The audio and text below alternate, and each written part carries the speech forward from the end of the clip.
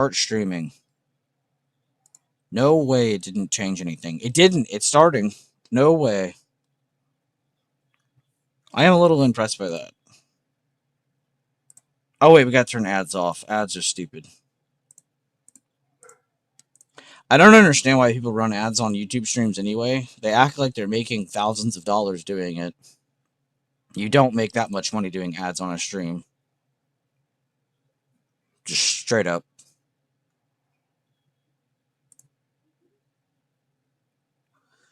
All right, we are live on YouTube, guys. Let me link that because, you know.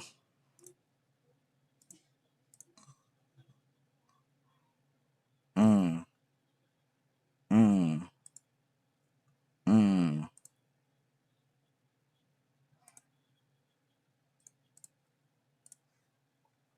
All right, well, if you guys want, check me out.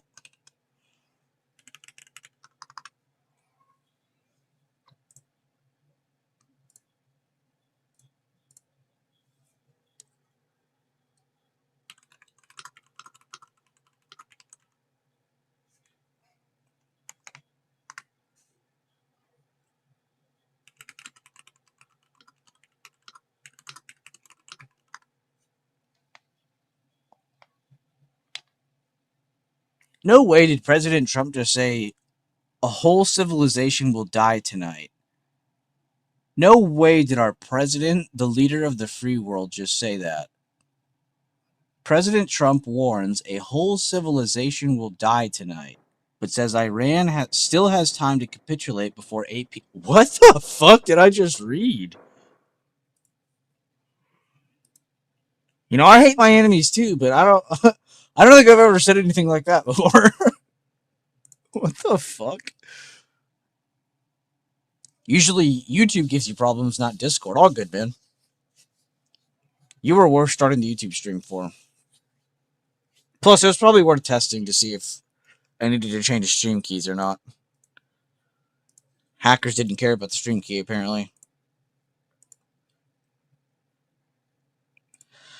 But yeah, that was crazy, man. Imagine one day you wake up and you look at your YouTube channel and you're like, huh, I'm not signed in. That's weird.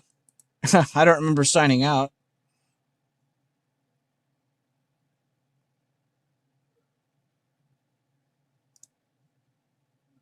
All right, Kevin, let's not monger. All right, guys, potentially second leg down here as long as we're under 656. If we do see a retake of 656, I think we can all start to understand, okay, maybe this is trying to build back up, not just towards CDO, but maybe over it. Good shit on your short earlier. I just saw the results of that. Sorry, I was clicking back and forth.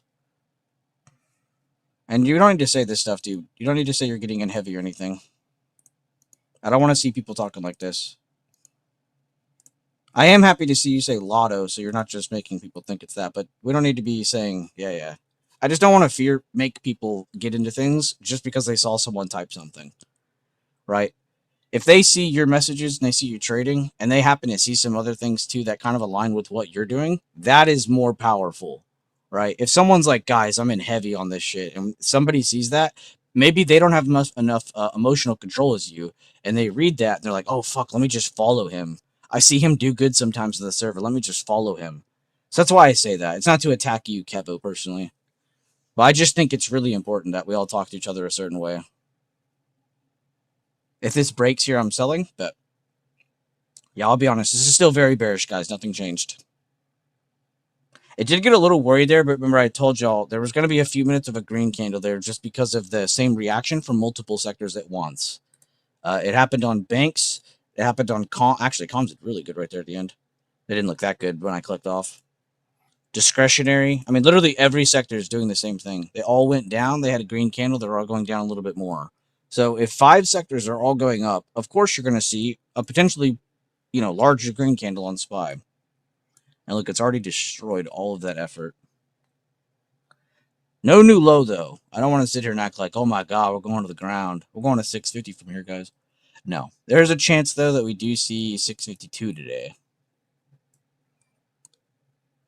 This is already a good move, though. Honestly, remember we were just at 660 to already go down $6 and just kind of see. I think people have already forgotten too how realistic things are supposed to be because we've been moving $10, $15 every freaking swing, maybe even more than that. You're out. All good. All good. You did a good chunk of meat there at the beginning of the day on the short. But that's why I don't like doing that, what you just did. I'm not trying to make fun of you or attack you because you can do whatever the fuck you want. You know, fuck what Bueller says. But I don't like jumping in and out of trades left and right. But that's why I was happy you typed lotto because it's not like that's something you're going to do normally. Also, how was your vacation, Kevo? What the hell? Are you back or are you still out there? I was thinking about that during my heart attack. You had a great time, you're back? Fuck yes, dude. Low key, that looked very vibey. You were like trading, chilling, enjoying, trying to lock in. You deserved it, man. I was happy to see you whenever you were on that trip. I was really happy to see that. Because you've been in here every day, every week for I couldn't even tell you how long. So it was good to see you kind of have a break. Yo, what's up, Cam? Good to see you, Cam.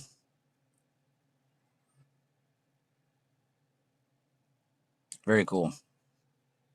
Right now, guys, we're bearish. We're still bearish. We're seeing rejections. Remember, our bias mainly begins from... let me get back to the chart that makes sense. Nope, not that one. Of course, it changes everything. Because of the daily time frame.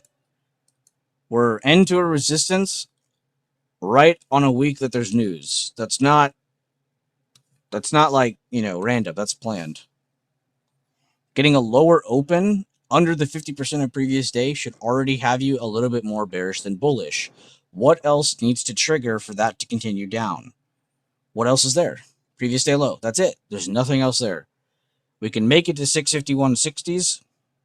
If that breaks, maybe we make it down lower. But for the main part of the plan, we're aiming for this area here. We've already done really well. If anybody's been shorting this morning with me or any of my updates this morning. Actually, I need to check that position. Jesus Christ. That just dropped more, didn't it? Yeah, we're almost in the money right now. We're teetering in the money right now, guys. Is anybody in this? Oh, there we go. My first day back. Let's fucking go.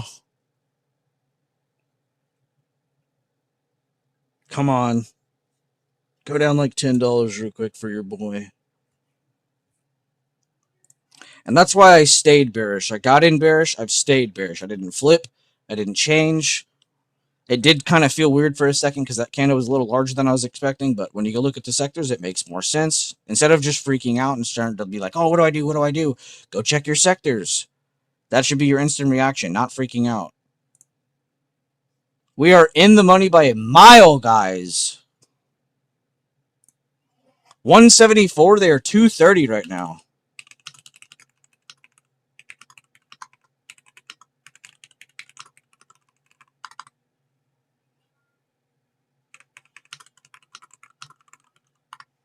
Fuck yes.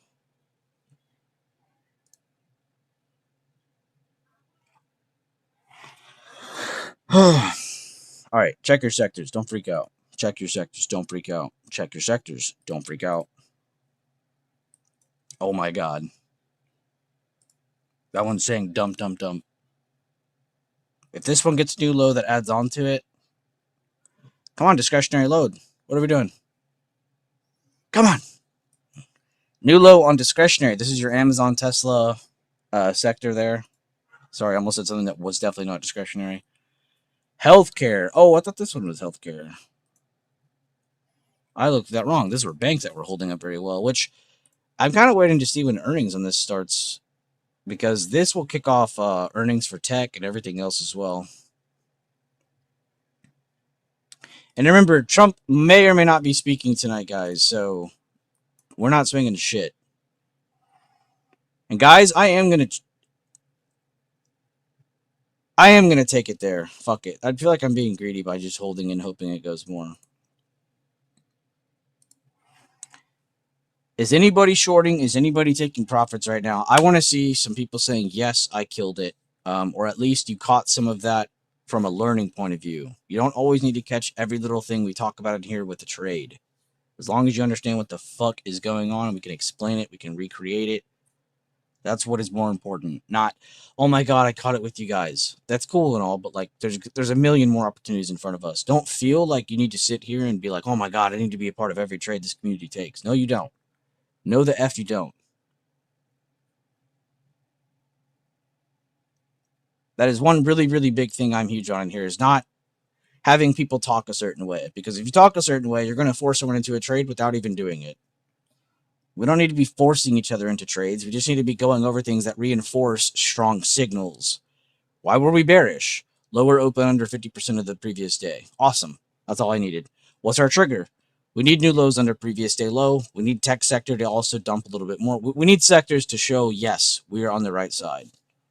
Did we get those? Check, check, check. Then that's all that matters. Fuck yes, guys. Good shit.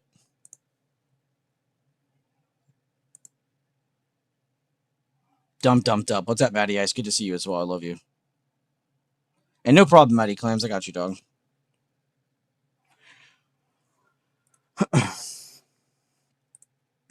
I hate that too, though, because I have some people who say that like YouTube stream is bugging for them, and then I'll have some people be like, "Well, you know, Discord bugs for me," and like, so it's just whatever. We'll just do both. It's not the end of the world. So what if my computer's crying for air? You know, like who really cares?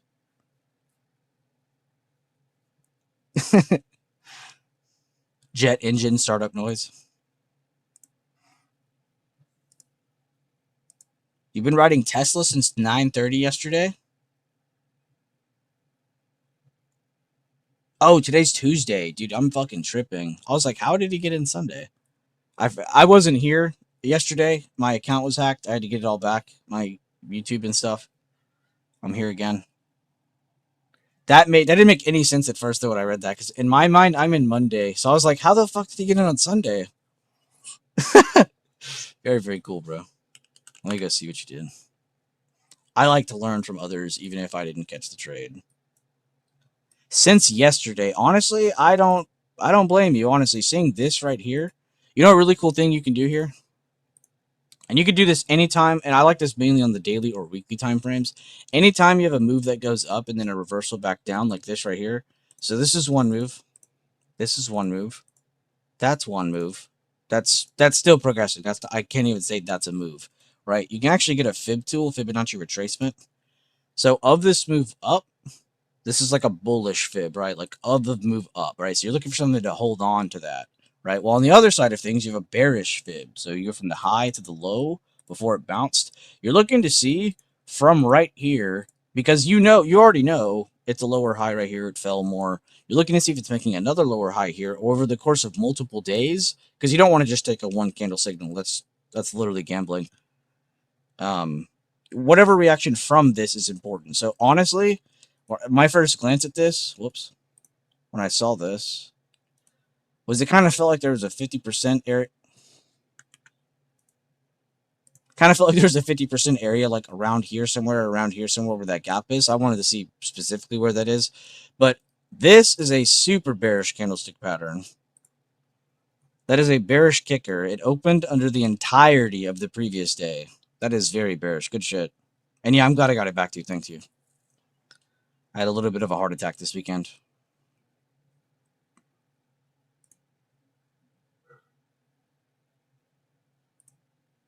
Good shit, though. That looked like a pretty fucking clean short, honestly.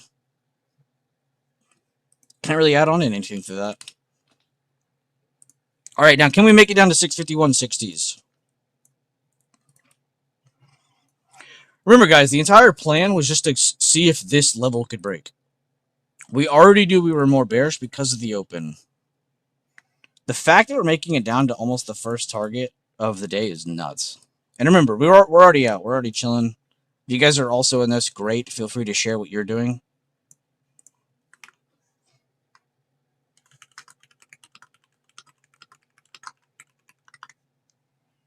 Small bounces followed by sell-offs. Yeah, exactly. That's the Trump market. This is how it was during China wars. This is how it is during this shit. It's the same thing. And I'm not complaining. Because what the Trump market brings are discounts. Discounts none of you had a chance of getting if we would have just kept going up over the course of many years. Get you a watch list of a couple stocks you like, and focus on getting a small amount of shares on them over a long period of time. Just stack up on that over time. Don't buy into them and be like, here's 1,000 shares of UPS. No, I mean, just buy a few, let a couple weeks go by, buy a few more, let a couple weeks go by, buy a few more, let a couple weeks go by, buy a few more. Smooth out that average. Don't put yourself in some pit. Stonks. And yeah, I'll show y'all my list here. The best shit ever watch list. These are things I either own, am looking to own, or I'm dollar cost averaging on. And I've been very clear about this. Dollar cost averaging on UPS, PayPal, Netflix, and Sophie. Netflix, Sophie, PayPal, UPS. These are the main four I'm dollar cost averaging into. We already own Bull, we're just not buying more. We already own LW, we're just kind of chilling. I wish I owned more Target, honestly. I do not own Rivian, but I would love to get in on this. Mainly watching this because of Matty Ice. UPST watching this because of a few people in chat. Do not own it.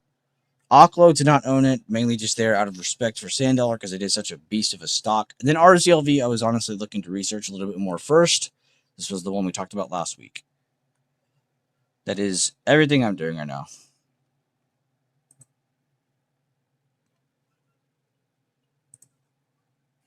And it is going to feel, I'll explain that too. It is going to feel weird if you are someone else who's like dollar cost averaging into things and trying to own them for the long haul. It is going to feel weird for you for a long time because you're going to be seeing these dips in the market. You're going to be seeing these big, vast, volatile moves. Of course, you're going to be sitting there going, fuck, do I even need to hold? You're going to have these conversations in your head. It's only human. But you just got to remember what you planned beforehand. If you sit there and try to change up everything you're doing, it's not really that helpful.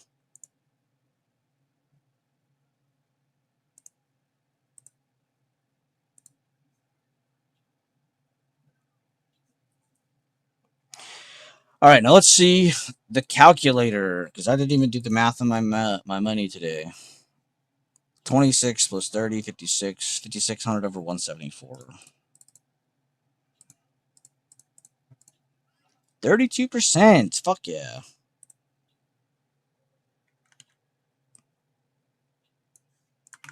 Remember, guys, if I can go type my damn review, y'all can do it. 1.74 to 2.30.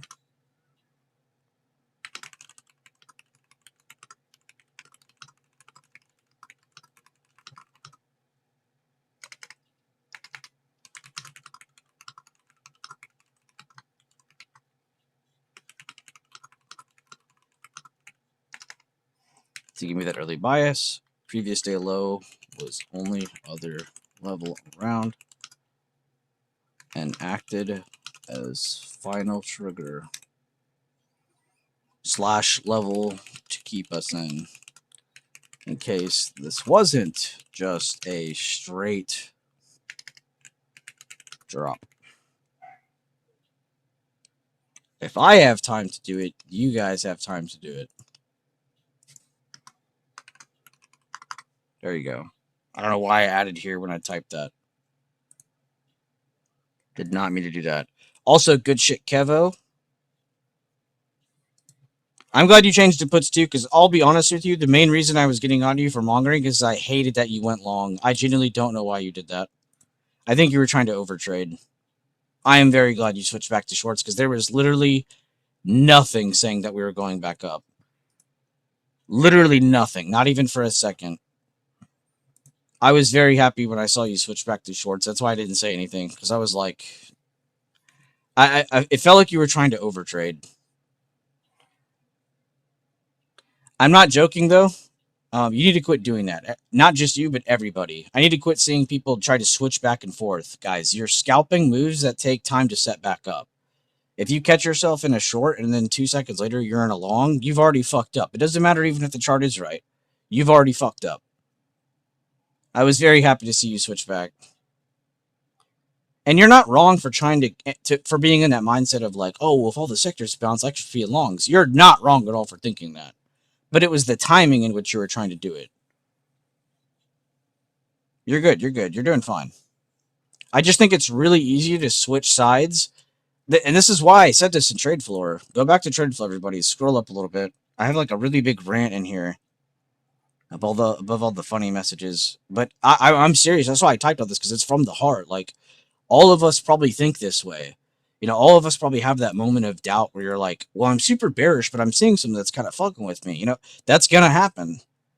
But you need to remind yourself what was the thing that made you be so bearish or bullish in the first place. And that's what you should stick to, not, well, how do I feel now?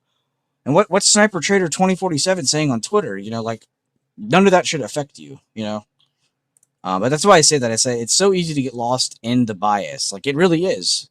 Especially when you're capable. Like Kevo, you're someone who's very capable of trading. So you're going to make more mistakes than someone who isn't capable. That might not make sense when you first hear that. But because you're actually capable of trading, you're opening up more lanes of making mistakes. As long as you keep your cool, as long as you keep a focus on what was keeping you bearish or bullish in that particular day or that particular move, that's all that matters. And keep reminding yourself of it. Even if it's just something as stupid as like, well, we open lower and we're under this level. We open lower, we're under this level. Just keep saying that. Just keep saying, like, even if you're spamming it to yourself, it doesn't matter. Remind yourself, what was the thing that got me here? What was the thing that made me so bearish or bullish? And remember, too, there's a process to things, right? If we dump, how long does it normally take for sectors to actually recover and actually give you these moves? It doesn't happen in the course of 5 minutes. You know this as well as I. So even if we were looking for a sector bounce, it would take longer than that. And look, it even did take previous day low back, that one green candle, but we didn't get over 656. We didn't get over the two levels that were kind of helping us be directional. You know what I mean? And I'm not just speaking to Kevo here, guys. I'm speaking to all of you. It's easy to be the person that's like, you know, the focus or, oh, Bueller's talking to me, but like I'm talking to all of you. I don't want you guys to just think I'm just targeting Kevo here. Like, no, I'm sure a few of you did the same. If Kevo switched, I promise a few of you were thinking about switching into calls earlier. So remind yourself what made me bearish, what made me bullish, and stick to that. Yeah, Kim, I still use the same damn example. I don't even know if that's the same number though. I might have switched the number. It was like Sniper Trader 20, 40, 60 or something like that. But I know all of y'all feel that. I know all of y'all have those moments of doubt and you're like, oh, I could just switch here and I'll be good. And you only make that decision or think about that because you've done it before, because you're capable. You know that you can make that kind of trade. That's not what we're all questioning here. No one is in here questioning that any of you are capable. If you've made it this far, you're capable. Get that through your thick skull. What you need to be focused on now are the things that actually keep you bearish or bullish, and what switches that. You heard me today. We opened lower. That's what made me bearish. What else needed to happen? Previous day low. See, I'm constantly reminding myself of the triggers through right and through being wrong. Imagine if that retook and I was wrong. I would be sitting there going, well, we were bearish, and then we retook the bearish trigger. So what does that make us? A little bit more bullish than bearish, but we definitely need to see a little bit more to just kind of see what else happens from there instead of just flipping so quickly. You know, give yourself like a buffer. Also, guys, are we surprised seeing green candles?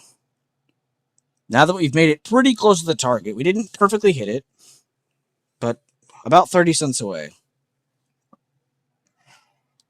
So is this a bullish bounce or more of a relief bounce?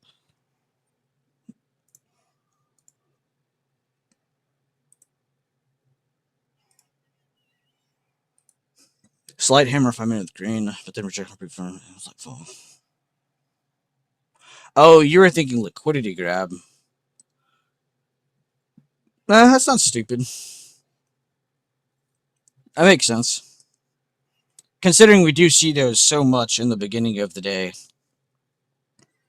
I just don't think switching so quickly in actual trades is a good thing. I think it's totally fine to sit here and go, oh, we're bearish. Oh, we're bullish. Oh, we're bearish. But to do that with an actual trade, that's scary. That's like jumping from first to fourth gear and just skipping over the second and third. You just hear that grinding noise. And That's why I said though, if you're capable, you're open to make more mistakes because there's more things that you know of. You can overthink yourself into things, or you can overthink something and then watch it play out. It's like it's the worst feeling ever. That's why I constantly tell you guys, like, just focus on what's important. Bring yourself back to the methods. Bring yourself back to what we talk about all the time, the routine, because it's so easy to get lost in the bias. Or not just bias either. Like maybe you felt something that day, or you read something that day. Whatever it is. Like there's any outside influence. No outside influence. When I do Robinhood and then Webull, yeah, yeah, that's true too. I forgot some of you have two accounts. One for like, kind of being smart, and then the other one's kind of just for having fun. I've seen a few of you do that. Oh man, I'm so glad YouTube is back. What's up, Lilu? Good to see you. My YouTube account was hacked. Good to see you. I can't even buy. I was trying this morning and Schwab telling me my account is restricted from trading. The F? Now testing ADMA. I was hoping to re-enter on a test of PML, but didn't bounce that high. Good looks though on the 8. That is by far my favorite exponential moving average. It's not even close. It's funny too because the 8 EMA could be seen as like a first target for a lot of things. If we like go up really high and then we pull back, a lot of the time it's to go reverse back to the 8 to kind of average itself back out. A lot of the time when we dump a lot and it goes back up, a lot of the time it's trying to find that 8 to kind of balance itself back out, like I said. So I love the 8. Reversal? I wouldn't say reversal quite yet, Lilu. For reversal to really pick up here, you need to see a little bit more. Like I said, this isn't really a bullish bounce. This is more of a relief bounce from falling. It's just things fell and they're not falling anymore. As a whole, right? If I spam through these sectors, all of them are red with a couple green candles right now. Yeah. It's a combined effort by multiple sectors. So it's a good start, but it's nothing super crazy yet. What you really want to see after a dump to go back long, like how do you trigger yourself to go back long without making shit up? It's just the buy the dip method. You don't trade the first move. You wait for the second. If you even get that second. So right now, you shouldn't be trying to take this. If you're following the methods that we go over in here. Of course, if you're doing your own thing, I can't really tell you what to do. I'm not God. I can't control you. I can't tell you what to do. I can only explain what I'm thinking. SPY is down 0.8% today. Finally, a normal day. All right, let's check stock twits because I want to see what is up the most, what is down the most without moving around too much. UNH is up off news. Penn Entertainment is up. Avgo, Energy Transfer. See, I'm seeing a lot of energy tickers up this morning. That makes sense though. Flip it. HIMS down 5.5%. Coin down 4.4. Fuck! I just realized. This was what I was trying to trade today, and I totally forgot about it. I said yesterday in chat, I was like, man, this looks really good for a short swing, or like short scalps going into tomorrow. And what do you know? Well, I can't complain. It is nice to see it work out. Still, though, ouch. SPY was down 0.67 for a second. Equities, turn that off. Oh, so much cleaner.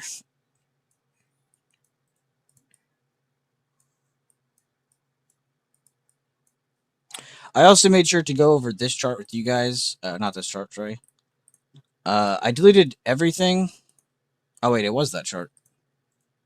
I didn't delete everything. I wanted to have another chart because this has a lot on it, but I didn't want to delete this because you guys have seen me post this for literally half a year now. I've been posting this since like September, October. We've been saying 660s for fucking 660 days, it feels like. And then this one, I think it's this one. Yeah, this one was the weekly drawdown fib. So if you go to the weekly time frame, and you go from high to low before bounce, you get this level. You go from high to low into bounce, you get this level. And as you can see, and all this means, by the way, whenever we have a move down and I draw that drawdown fib, let's say it pops up like right here, if you make it to here, that's considered 50% of the move down. So it's done its job. A lot of the time, what you want to see it hit that so you can kind of trigger, okay, now I'm looking for potential higher lows to retake this or not. And if not, then duh, we're still probably going down because there's always this. It's not just going up. So I just wanted to point out that from just that 1 week, they did a really good job of getting back up to the 50% of the latest dip, right? It might not look like it, it might not feel like it, but guess what? It is true. They have recovered about 50% of the latest drop. So it's a little bit more balanced out on the SPY right now. That's what I'm trying to say.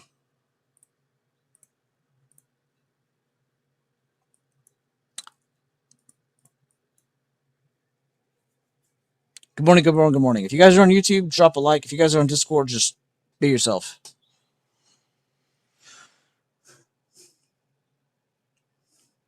Just because more capital on Webull is quite a bit. Oh, okay, that makes sense. Robinhood are more technical.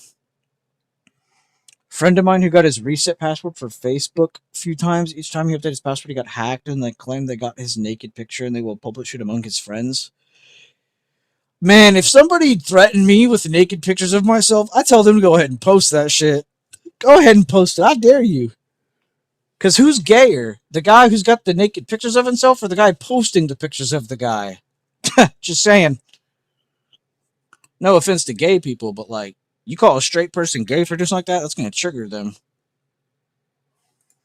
That would be the best bluff of my life. I would literally be like, yeah, post it. Fuck it. Post it. Post it. Give him my YouTube info. Post it on my YouTube. Here. That's what I would do. I wouldn't even say it's AI. I'd be like, no, those are all real. Bro, people don't care. I'll just say it was cold outside. It's like a picture of me inside of a room. That's what I would do straight up. Tell your friend to do that. Fuck it. Do it. We like this short here. I'm chilling. I got my trade. To be honest with you, I would wait to see if it hits 65 first. And if you really want to be anal about it, do the drawdown fib, man. I've been telling you all damn time. Drawdown fib. High to low. High to low. Is it under 653.94? No. Then it's not as good of a short yet. Do your drawdown fibs. Not just Kevo, everybody. Bueller's face reveal is actually just a full body nude photo. Honestly, I wouldn't care because I got chest hair, so I don't give a shit. Send it out.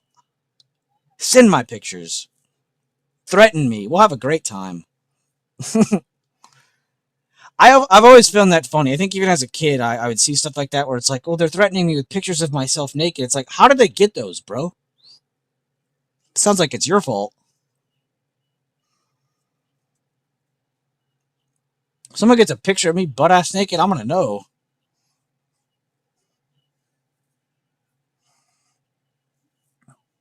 That's what I would do, though, if I was VC's friend. I would not let the hacker have the last laugh. I would have the last laugh. Hackers are just losers, man. You just got to bully them a little.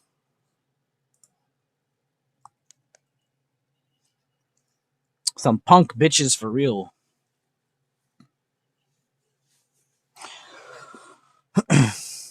I'm not really surprised to hear that from Facebook, though. Facebook is so much worse than Google. See, when it happened with my YouTube account, I was like, you know what? At least it's Google.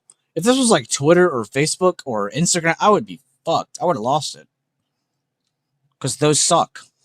Google has a very strict policy on this kind of thing.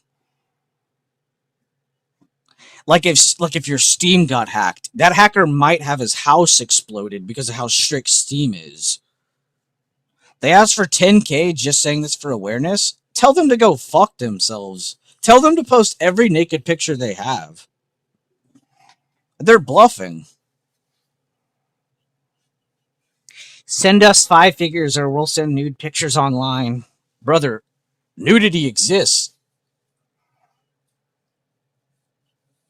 Fuck it. Honestly, it's not worth it. Don't pay them and don't give them the last laugh. Stop replying to them. Tell your friend to stop talking to them. God, that is like the dumbest thing he could do. You're just entertaining them. They are enjoying that. Stop letting them enjoy things. Give them hell. Stop replying. Tell them to post all the nude photos they can. Tell them to kiss your ass. Something. Don't let them be tough, bro. They're not tough. They're all bark, no bite. Yeah, same, Gordon. I would dare them. I'd be like, I triple dog dare you. Pull out the Christmas story meme. That was the funniest shit ever as a kid. Whenever you heard that movie and they were like talking about the double dog dare and how it was so rare to hear a triple dog dare. He pulled out the triple dog dare. No kid in the history of kids have ever done that. You'll cover the cost? Yeah, facts. I'd cover it too, but there's nothing that's going to happen to him. The hackers are all talk, bro. We're not in Iran. We're in America. Or Canada. Same thing.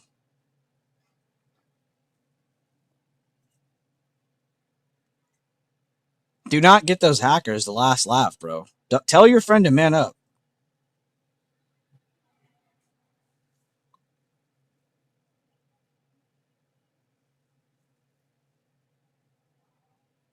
Bro, I would genuinely be laughing my ass off if I got a threat like that. I would be laughing through the screen. This happened last year? Oh, okay. So it's already done? Yeah, good for him then. He doesn't need to be giving them the energy that they want. All they want is a laugh. That's what losers want, bro. People who are just lonely and losers in life, that's what they want. They just want to torment others because they have no other way of entertainment. Bunch of animals.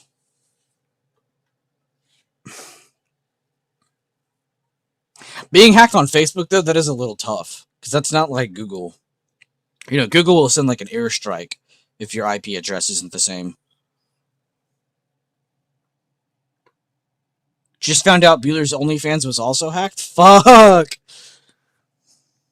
He's preparing for the leaks. Can you add my OnlyFans link when you post them? No, I meant in terms of like threatening. They're the same. Like I'm saying, we're not in a part of the world, Data J, where you should be scared of hackers. Like, no, you're in a part of the world where they should be scared of you. We're not in the Middle East. We're not in Russia. We're not in Turkey. This is fucking America. If someone hacks your account, guess what? You're getting that shit back. Someone's threatening you over it, threaten them back. Nobody should ever be threatening you over the access of your own accounts.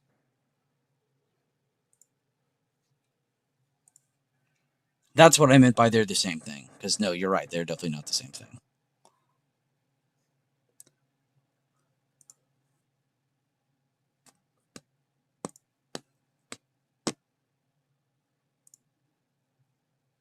Like how I'll interact with that drawdown fib, by the way, guys. By the way, does anybody in here not understand the drawdown fib or the draw up fib or anything? Because it amazes me how many people I don't see draw that, yet I go over it every stream, every video. So if there is anybody in here that's like, yo, that has always confused me and I'm just been too scared to ask, bro, just say it. I'll be more mad that you didn't say it. Also, it doesn't matter if I'm mad. Fair enough. It's just like being compared to your younger special needs brother. Yeah, that's true. I mean, to be fair, not like we're that intelligent ourselves, dude. Our president just said an entire civilization will be wiped out before 8 p.m. tonight. So I wouldn't say we're far off. Not to get too political.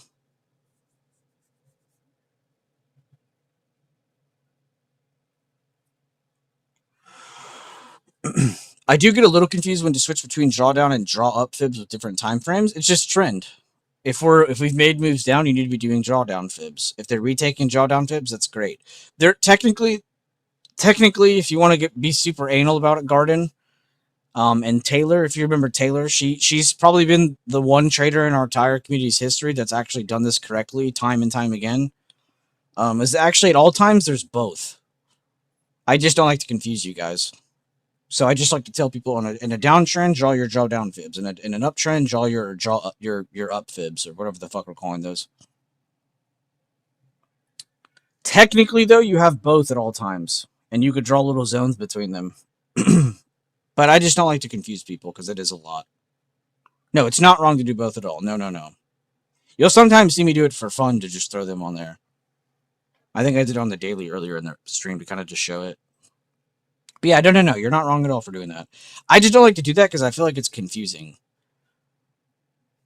But maybe what I said is confusing, and I had that all wrong. I don't know. I never said I was a teacher.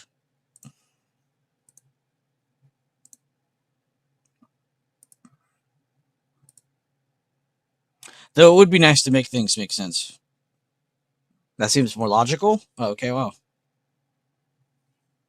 But yeah, it really does come down to personal preference on that. I just like doing it when I know I'm up, or if I know I'm down, I'll do it. Like if I see a low and then a higher low build, I'm gonna wait to see what is the draw up fib telling me because that's a buy the dip.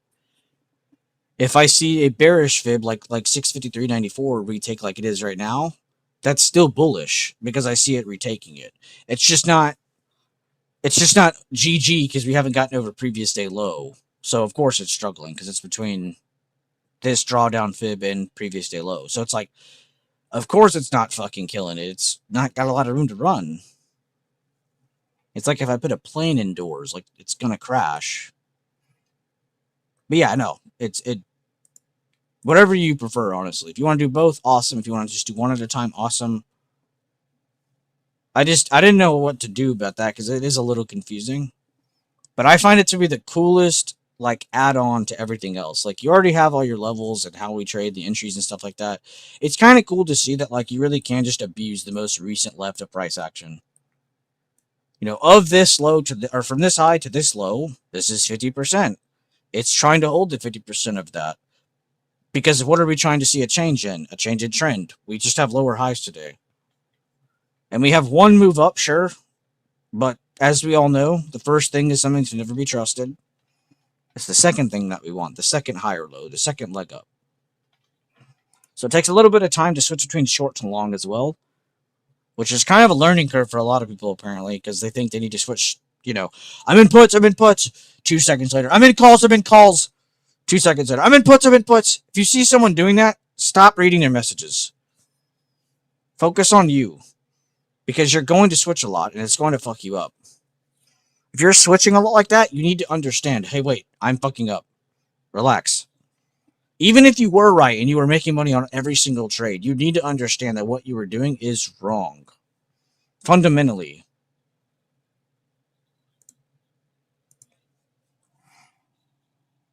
It's still hard to hear you. Just always draw fibs left to right. Exactly.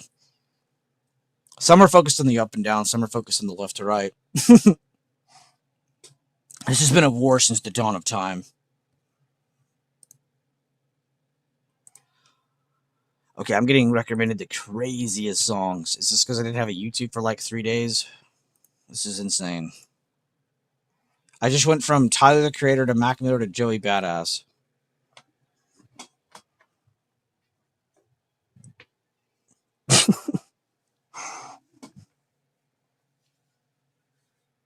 Just always drop fibs left to right. I'm trying to remember the saying from back in the day. We used to have a really funny, stupid troll saying. It was obviously a joke.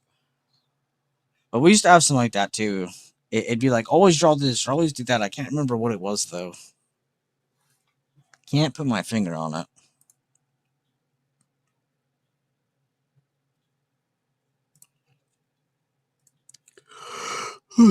Thank you, King. Headed out. Good luck with the stream. Great seeing you.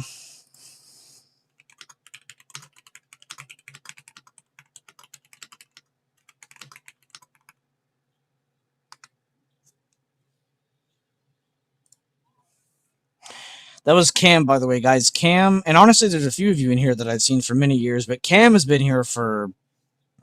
Actually, let's just look. But he's been here a very long time. Yeah, he's been here since my youngest brother's birthday. Wow. May 19th, 2020. Bro, he's been here 6 years going into May.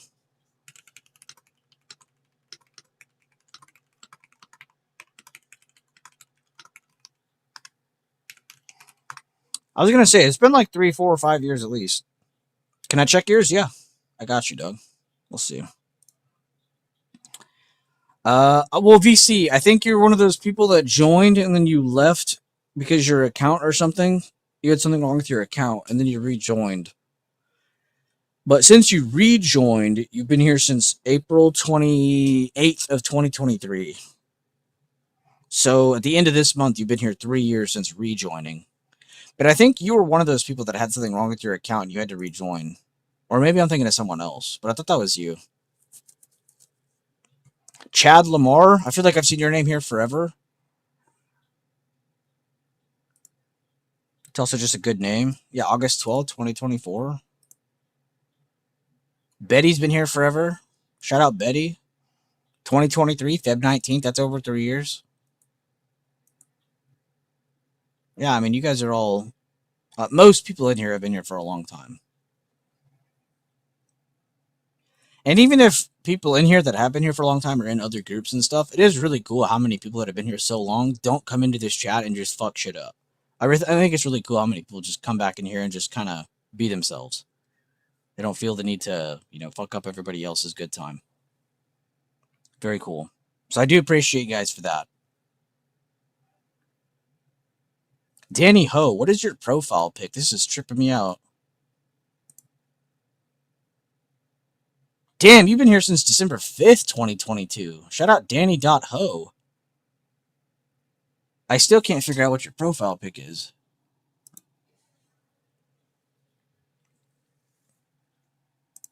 Shout out Joe Trader. 2023 into this month. Josh Hart's been here forever. Shout out all my Joshes, all my pairs. Bro, what? Josh Hart, you've been here forever. November 2nd, 2021. Looks like a surfboard. Yeah, I couldn't tell.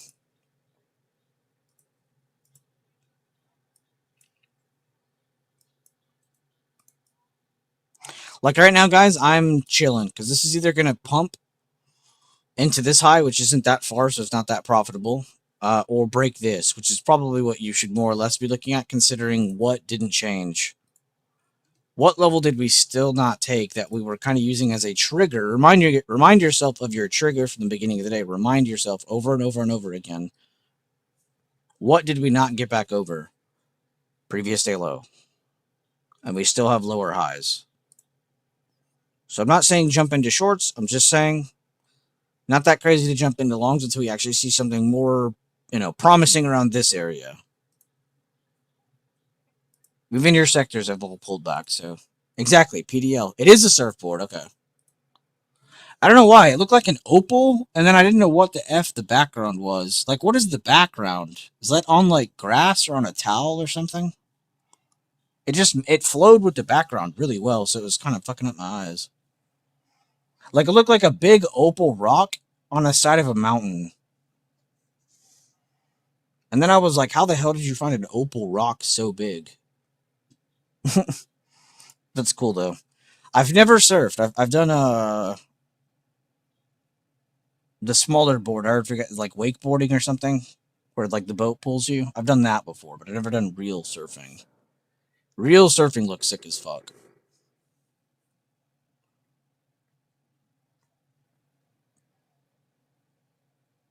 Oh, okay, that makes sense. Well, thank you for clearing that up, because the picture is so cool looking. Even though it's like basic, it's really nice colors. It sticks out. Out of every profile pic here, it sticks out. And then Chad Lamar, of course, sticks out. Chad's just chatting it up over there. That looks like someone I would not try to mess with. You wouldn't try to take his juice box at the playground.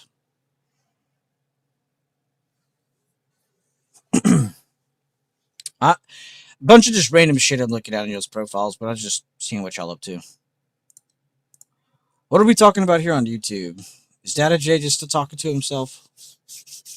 And yeah, less people on the YouTube stream today. Not really surprised. We did literally tell everybody I wasn't going to do it here on here today. I think I'm just happy that my account isn't hacked and I didn't lose access to it. I can't tell y'all the feeling I had this weekend. Like, I don't have any children, but it felt like a child was lost, and I couldn't find him.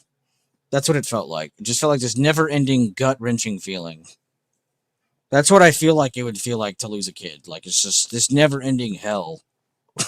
And we're just talking about a YouTube log in here.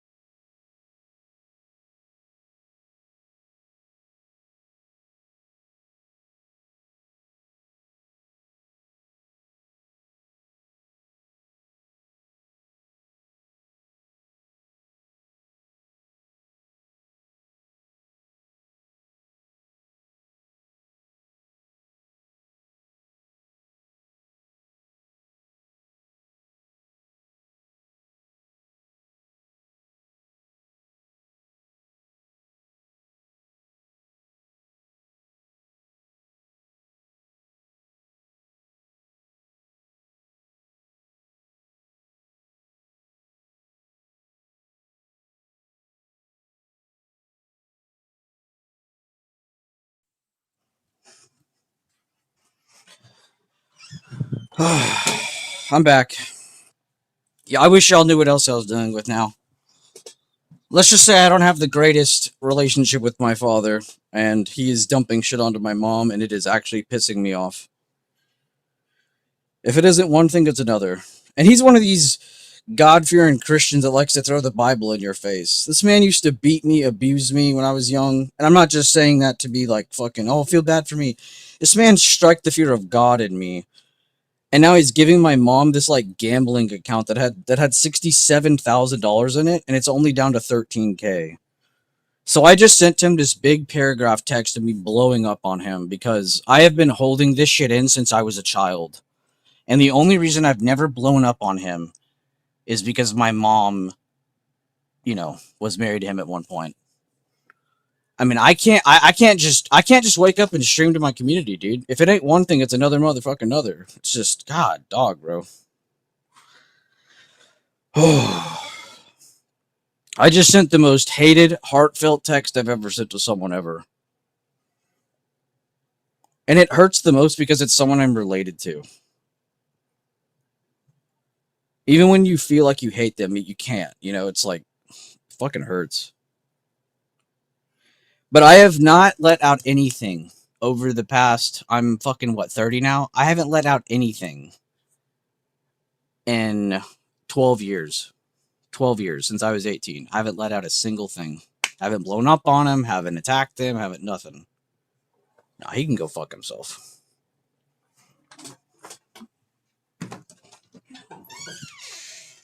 Thank you. Did you read it? Yeah.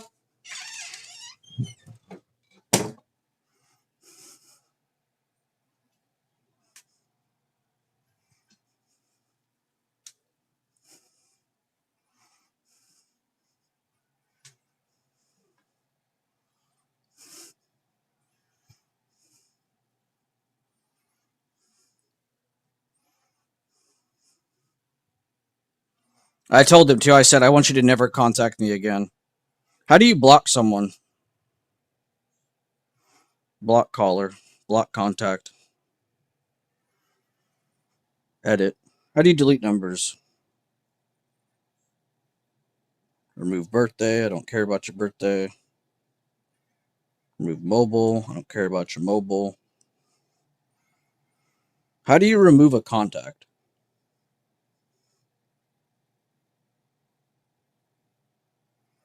I mean, I can't tell y'all how infuriated I am right now. I could not express it in words if you gave me $1 billion to try. How do you remove a contact? I'm done. I'm just done. Block contact. Dude, there's not a fucking remove contact option. What is this? Delete contact. Here we go. Finally. Also, and I've never said this out loud, but this motherfucker tried his hardest to separate me and my brothers. I can't stand that motherfucker. Sorry for my language and being pissed and stuff, but man, dude.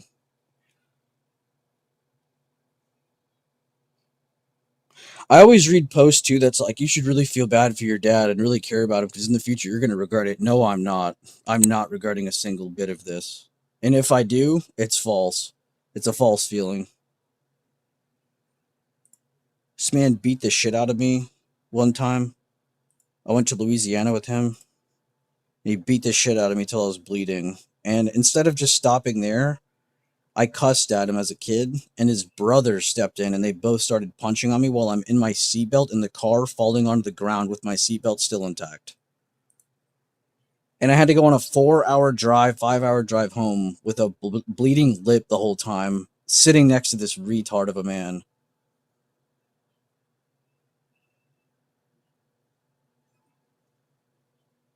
I mean, genuinely, F that guy. And he's trying to make it better by sending me like $50 here and there on Venmo, but it's like, fuck off. He don't give a shit about me. Bro can't even take care of himself.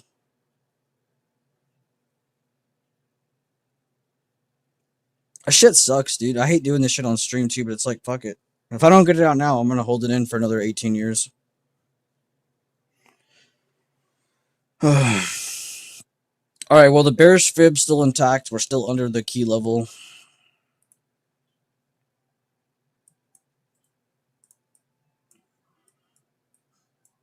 Gave my mom an account that has such fat losses in it, it would make all of us look like idiots. Bro has minus $67,000 in an account. Gave my mom this account, didn't teach her how to get out of any of it. Moron.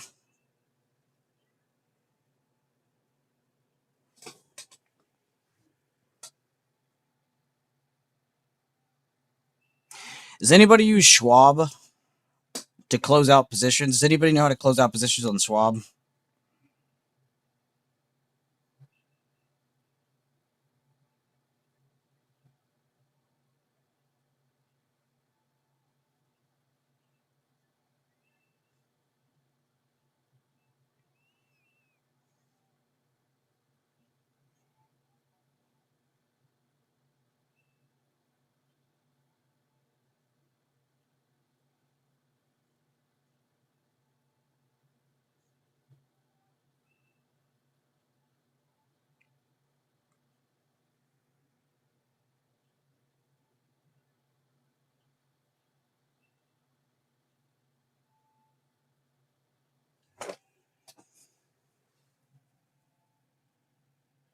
You have Schwab on your phone? It's on the desktop. It looks so much different. I can't even tell what kind of account it is. I can't tell you how much that infuriates me. He used to. All right. So when I started paying for, all right, I'll go all the way back so I get all this out. When I was in school, my family never believed in paying for good grades. Right now, out of the three of us, me and my brothers, I am definitely the dumbest one when it comes to school by a mile. Like my brothers shit on me when it comes to school. I was like a CD student. They were like A's, B's, maybe mostly A's. And they never paid us for grades. As soon as my parents got divorced and I exited high school, which remember, I didn't finish high school, I dropped out at 10th grade, he started paying for grades. Literally the exact same 6-month period of me dropping out, he starts saying, I'm going to pay y'all for grades. So that was one thing. Like, whatever, he has favorites. So it is what it is. He doesn't like me because I backtalk, because I actually stand up to his bullshit. When we were kids, this man was beating the shit out of the youngest brother with a belt. And mind you, my youngest brother is bones and skin. It's not like you're hitting some meaty object. He's hitting a fucking child. And I push my brother the way and I take every lick. I take a lick to the face because I had to push him out of the way. What did my dad do after that? He does the same bullshit routine every time he would hit us. He would hold us, hug us, and cry.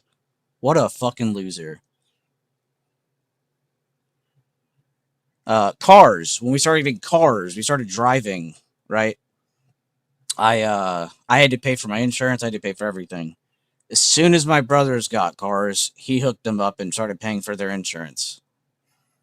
Now I think now they both pay for their own, but like then they definitely didn't. And he did that, of course, because he doesn't like me. What else? Yeah, I could go on down the list. That Louisiana trip was definitely the worst thing though. I even one time when I was like 14 or 15, I ran 2 miles from his apartments all the way to my mom's house, and he chased me in his car. And I hit on a farm that's in between our houses. And my brothers were like crying, freaking out in the back, telling him to stop. And he just kept pushing the issue. And he finally went back and let me go. But like it was to the point where even my brothers were screaming at me to just get back in their car because they were just tired of dealing with it. But I was at the point where it was like, no, I'm done. I'm done with this.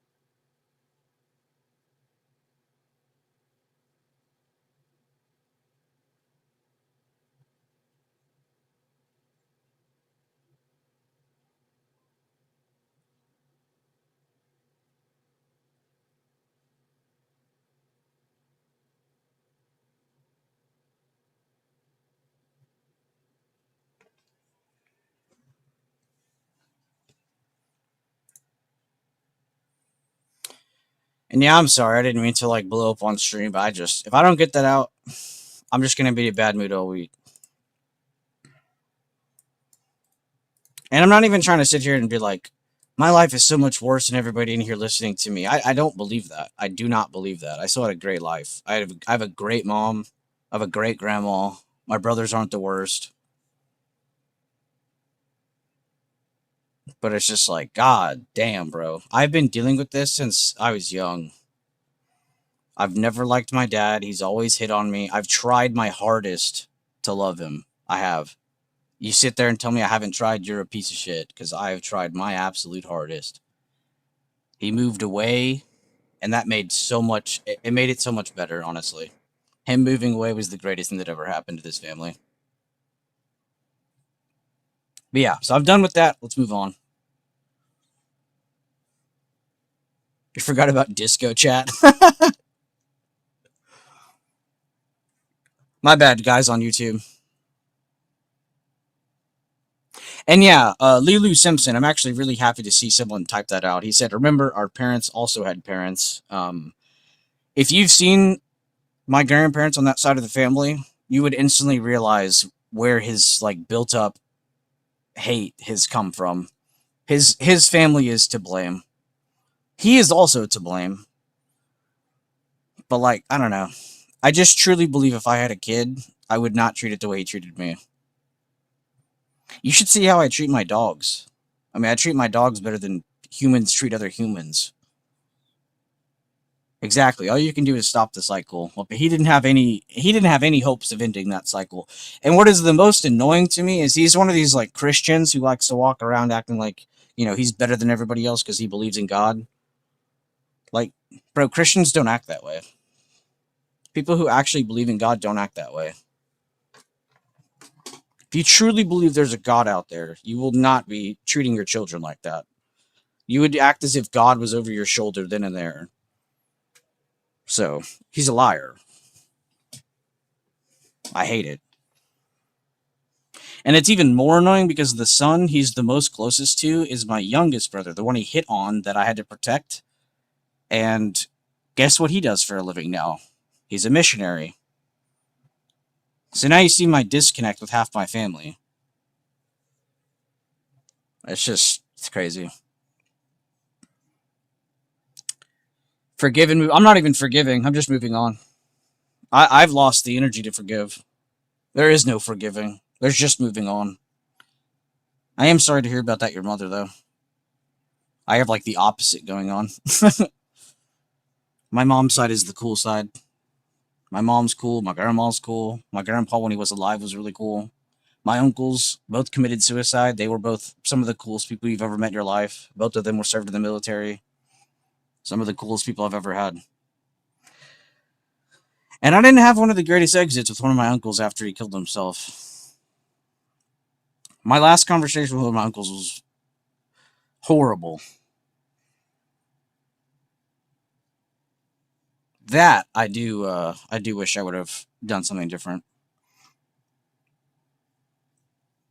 But yeah, enough of that stuff. Let's just move on. And I've never expressed that hate towards him. I've always shown it to my mom about him. But I'm finally happy to like throw it out there at him. I just can't stand that man. It's all good. There's like a planet of like what? There's like 6-7 billion people here now. Actually, that's not true. Earth population 8.3. I was like, I think it's more. 8 billion. So yeah, there's almost 8.5 billion people on the planet. I'm not gonna sit here and stress about one just because I'm related to him. Like, let's be honest here. The closest relations are always going to be the ones you build over time, not the one you started with. Not that you should hate your parents. You should be very happy if you have two really good, cool parents that you love. And you know what's really annoying too? Is he's really good at making you feel like the person who's in the wrong. I remember this one time I didn't want to see him. And he reported to my mom that his heart was like raising heart rate and that he was stressing out because I wasn't gonna go visit him and see him. Like he really likes to make you feel like shit. He loves it. He bathes in that glory of making you feel like shit, even though he's the fucking problem. He loves playing victim. Grown ass man playing victim. 2026. Crazy. All right, now I'm done. I'm sorry. We're still dumping guys. It did get a little hairy during this, but as you can see, nothing super strong saying, yeah, we're definitely holding. And if you click over to your sectors, nothing really telling us that we're going up either.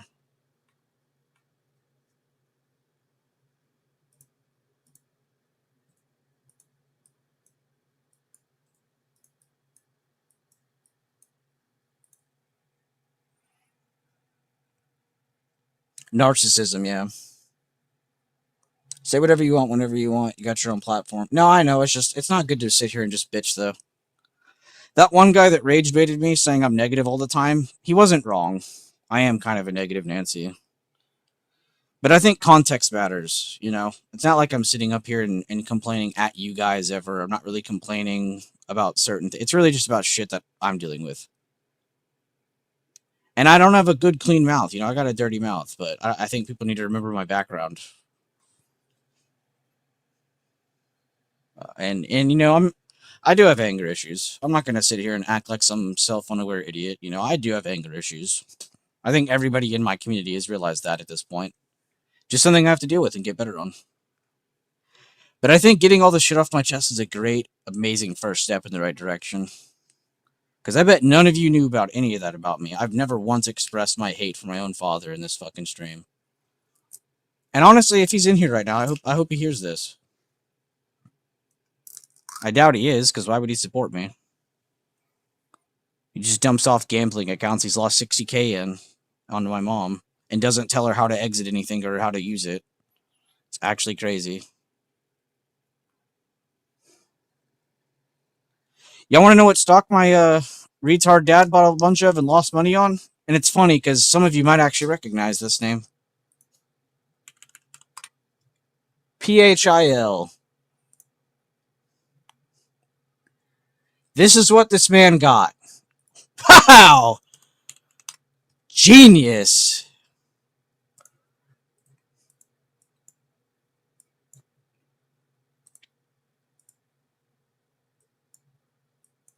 I mean, he had a better chance giving me the damn account. GME. I would have died if it was GME. Now, Phil used to not be a barcode. It did actually used to have candlesticks, but Phil was like one that you would see like I know y'all are probably sure of y'all have seen these YouTube channels and stuff, but there's tons of channels on YouTube that post like penny stocks and like gambling plays, and PHIL was one of the big ones back in the day. That was one that everybody was shilling. I don't know what benefit they get out of it, but I know that people who are like behind the company make a lot because they're just, I mean, not the people behind the company, but the people that are fuck, what are those people called? It's like if a brokerage trades for your company. Those people are making a lot of money, but everybody else is just losing.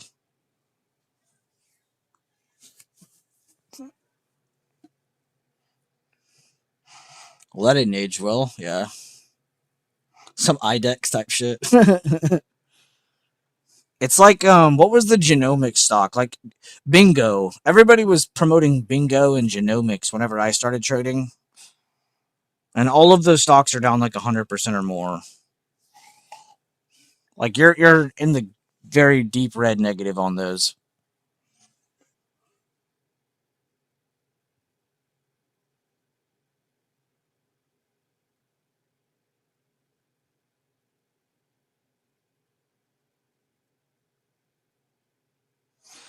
One of the sentences I texted him, I said, I honestly can't believe the shit you put me through just to see how much more of a fuck up you are than me. I should have put than I. That was bad grammar. Than I. You never say than me. Sounds like you're talking to a child. Than I. You've made me think I'm the biggest waste of a son to you, and seeing this shit makes me effing laugh. And then I said something pretty bad. I won't read that one out loud.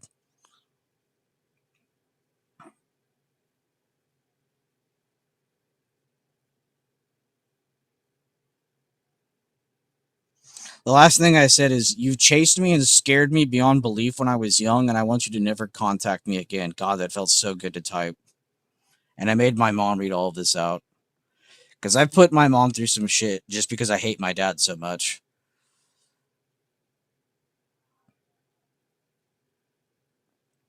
But I love my mom. I'd kill for my mom. I'd go to prison for my mom.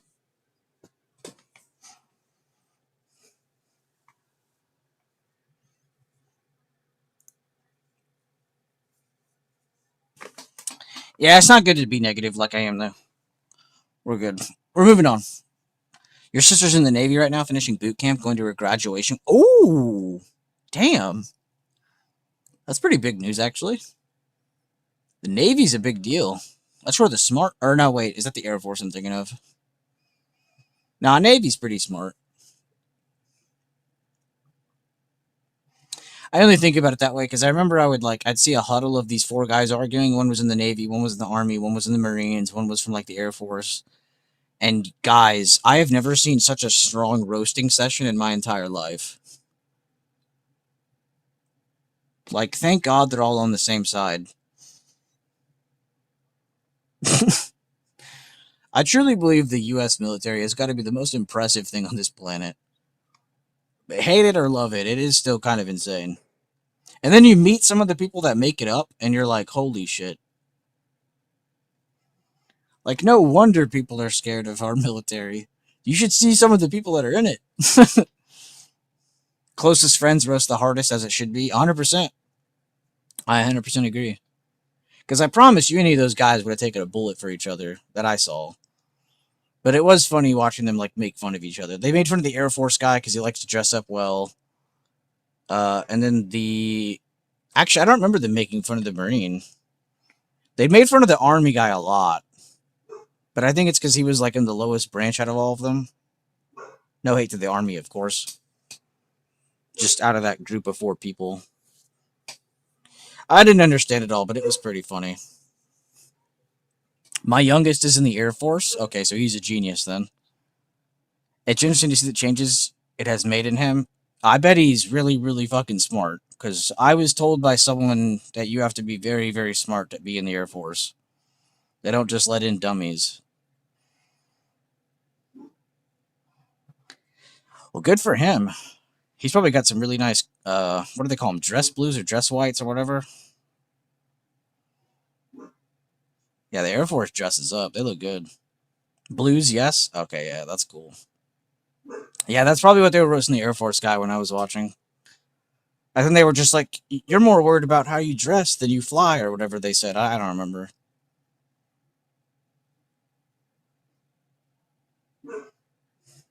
Yeah, it was a very interesting conversation I was next to that day. That was when I was in plumbing.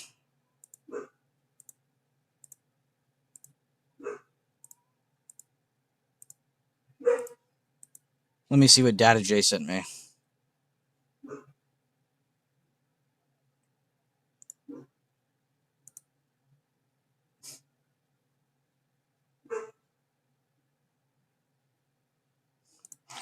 You know how I know that guy's not Italian in the video you sent me? Italians don't look at their noodles like that.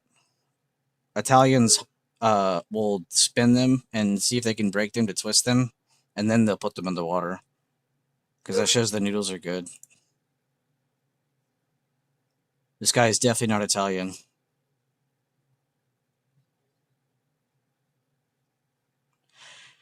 God, I hate how he's spinning that thing around. What is this? This ladle he's using? I hate how he's spinning this thing around. There we go. Now he's got the right one.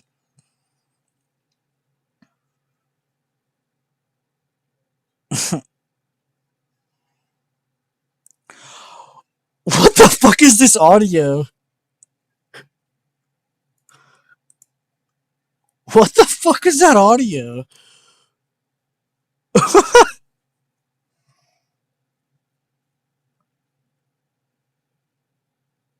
That is technically an Italian thing as well, Maddie. My great grandmother used to say that. She told my grandma that. My grandma told her that.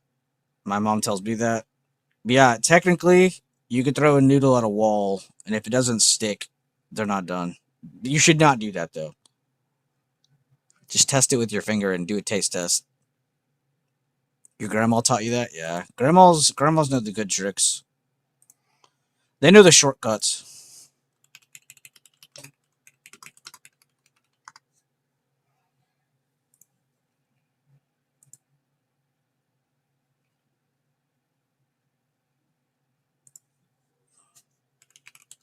Thank you, Maddie Clams. I appreciate that.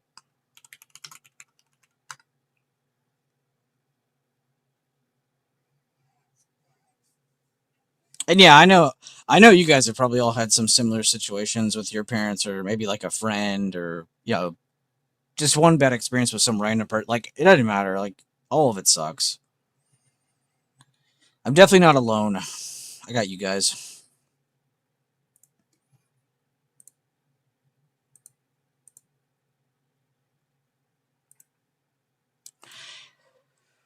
Man, I was definitely more scared for losing my YouTube channel though. I was really scared about that. But here we are live on Tuesday, just as I planned.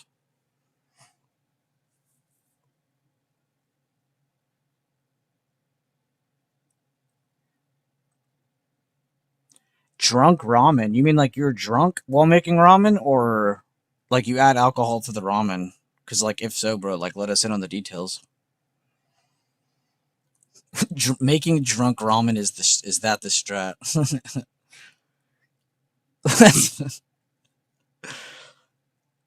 I haven't had alcohol in forever, and I had my first margarita in like probably over a year or more. The other day, it was a margarita from a Mexican restaurant. I don't really drink a whole lot. I'm not the greatest when it comes to alcohol. I don't mind smoking, but alcohol fucks me up really easily. I'm a big lightweight.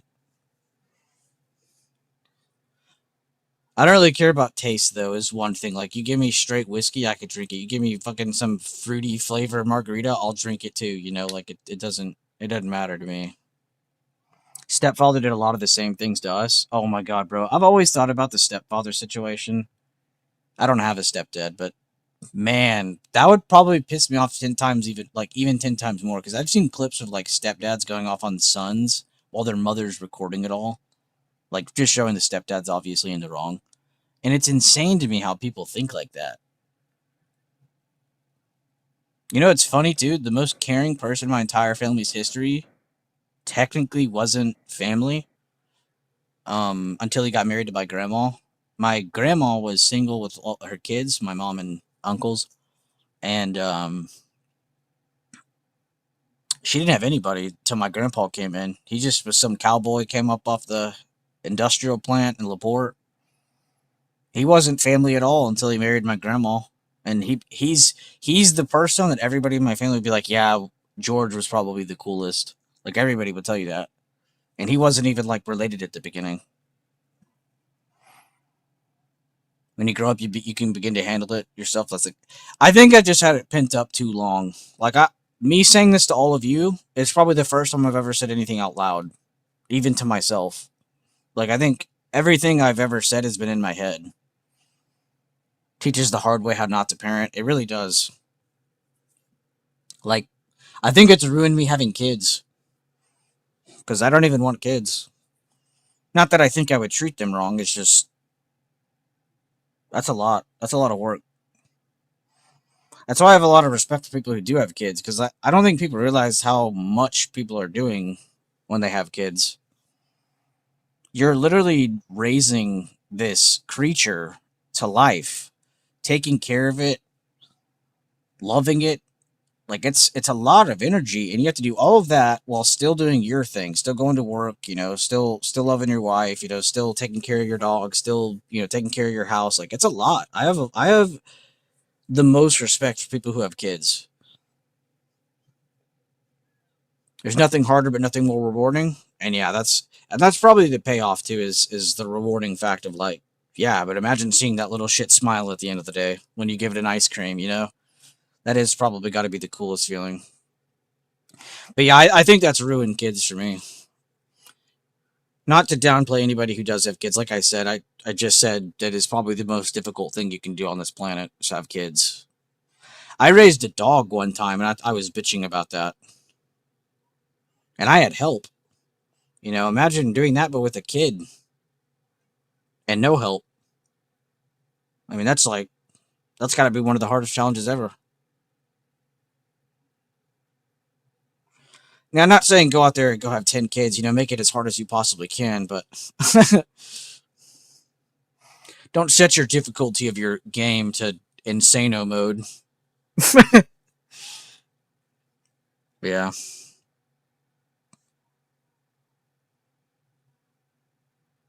Trump tells Fox News if negotiations advance and there is something tangible, we might extend. Brother. All right. Trump's talking to a wall. Real talk, though, you just talking it out today is very important. I appreciate that, man. You and Maddie Clams are saying the same thing.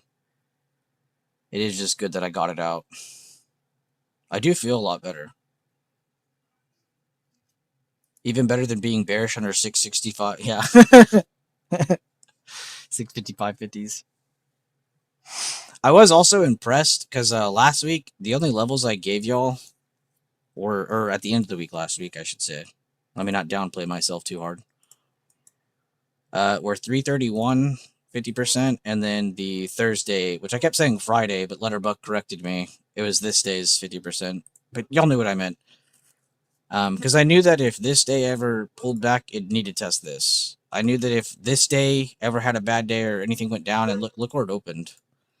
This was to allow you to still be reminded that, oh wait, we're at support. You know, because at the moment when this opened, everyone was probably bearish beyond belief. So I'm happy that worked out. And then today, even, you know, using Thursdays, we pulled back a little bit. Look where we're holding.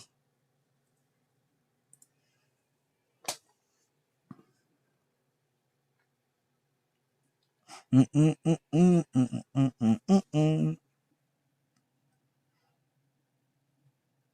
don't think you realize the extent of the abuse until you talk about it. I just don't like saying the word.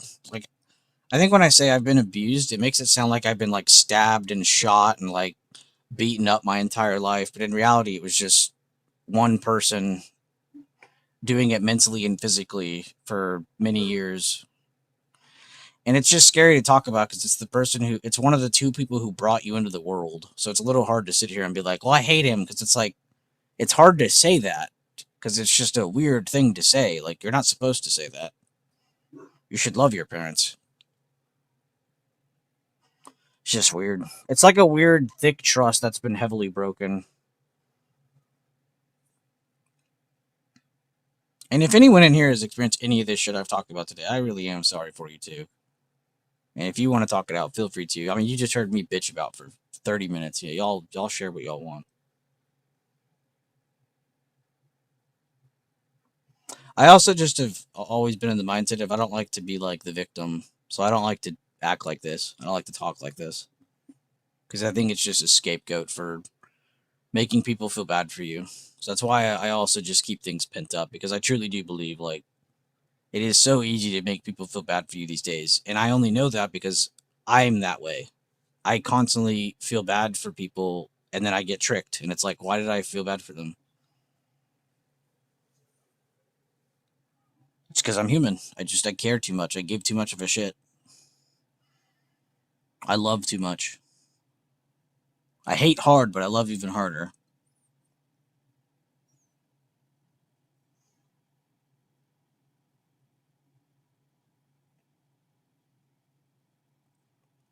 And if you guys have kids, I hope to God you fucking actually love them and treat them correctly. I'm not saying you can't hit them or discipline them. That's another conversation. Like, of course you can discipline them. You're their parent. But there's no need to ever strike the fear of God into your children. There is no need for that.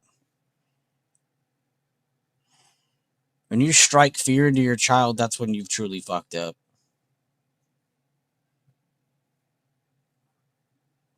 Discipline your kid, but do not make them fear you. That fear will sit in their head for the rest of their life. Sorry for you, it was my mother. Damn, man, I'm sorry to hear that.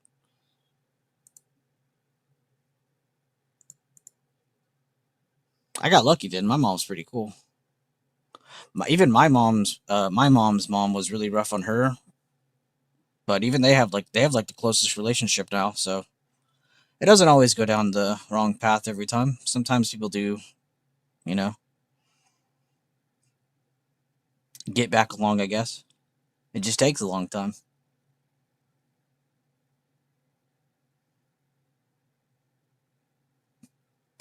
I also don't want to sit up here and act like I know what I'm talking about. I really hate when people do that because I don't know what I'm talking about. I'm just sharing what I experienced. Definitely not an expert. Everybody good on this, or do I need to re-explain this again? I just wanted to explain why we were marking so few levels and why they were those levels. But if we're all good, we're good. Is there any levels on here you guys don't understand, or you don't understand why we have something there? Because everything is pretty easy to explain, so I think this is a great time if anybody is confused to go over it.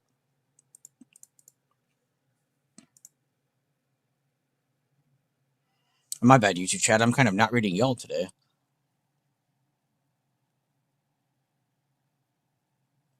Yeah, they were never closed, just bombed to the fact where communication was impossible. Yeah, I think so as well.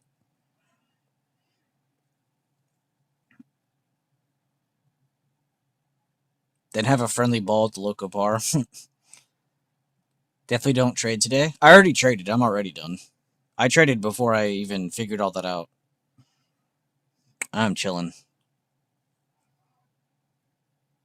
That's why I asked if he's done. Yeah. No, thank you guys for checking on me and making sure I didn't fuck up.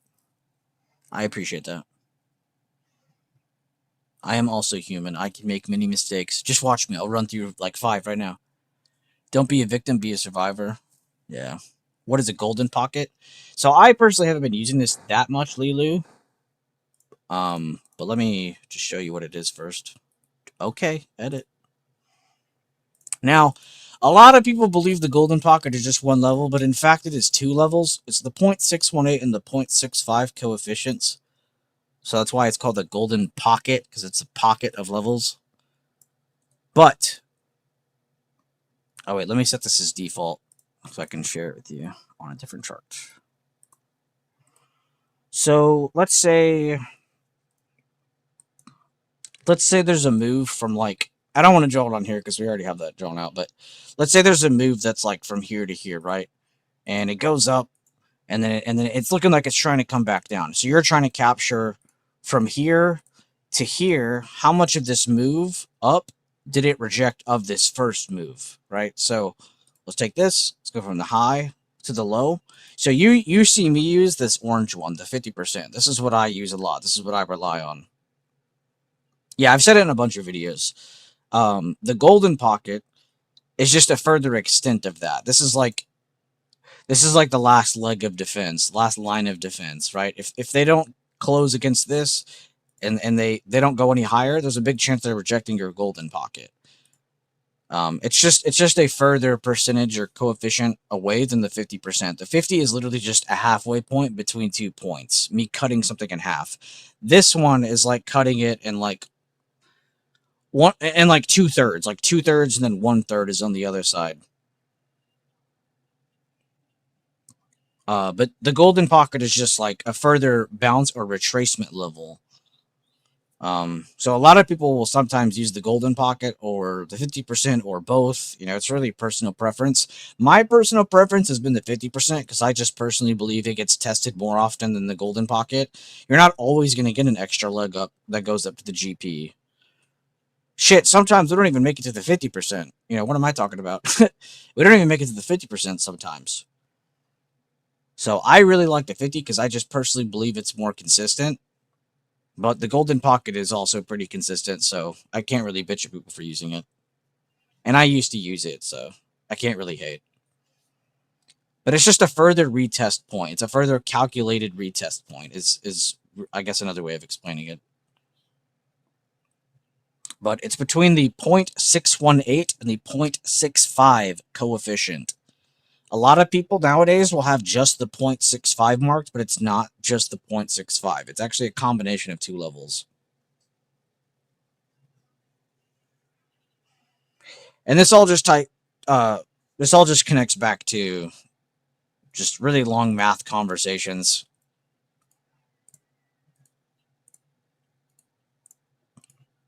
So let's say, Lilu, let's say like on this move down. So you know how I was drawing like, well, hold up, I didn't draw that when I drew this one.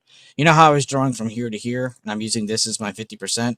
You see how, actually this time it did do it. It went up, and yes, it was holding on to 50, but it didn't break over the GP. This is like the last leg of defense for them. Like I said, I haven't been using it in a long time, but there's many people in my chat who do, and it's still, you know, it's still fine. It's just, I just don't use it. I'm like burping and everything while trying to speak. Weird effing place to bounce. What's up, React? Good to see you, bro. I love seeing that name pop up. How have you been, brother? And Lilu, let me know if that's enough for you or not. We can try to go over more, but it's basically the same thing as when I'm marking the 50. It's just another last line of defense. So honestly, if you really want to be super anal about it, you could draw both and then highlight the area between the 65 and the 50, and you could watch a whole 15% coefficient area if you wanted to, which would be super passive, the most passive you could be when using the fib retracement, but I wouldn't disagree with it.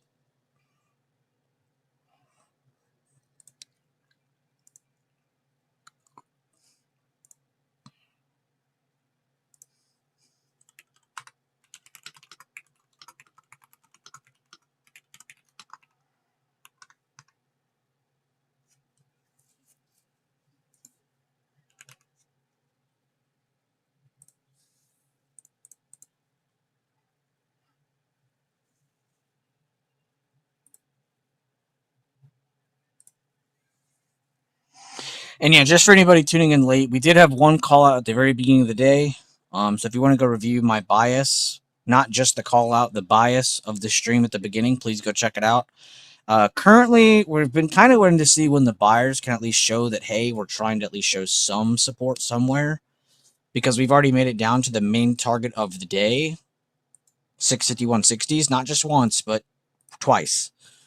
So I'm kind of looking to see when this finally fizzles out and catches support down here. And if it doesn't, then we really are just having a really, really, really bad day.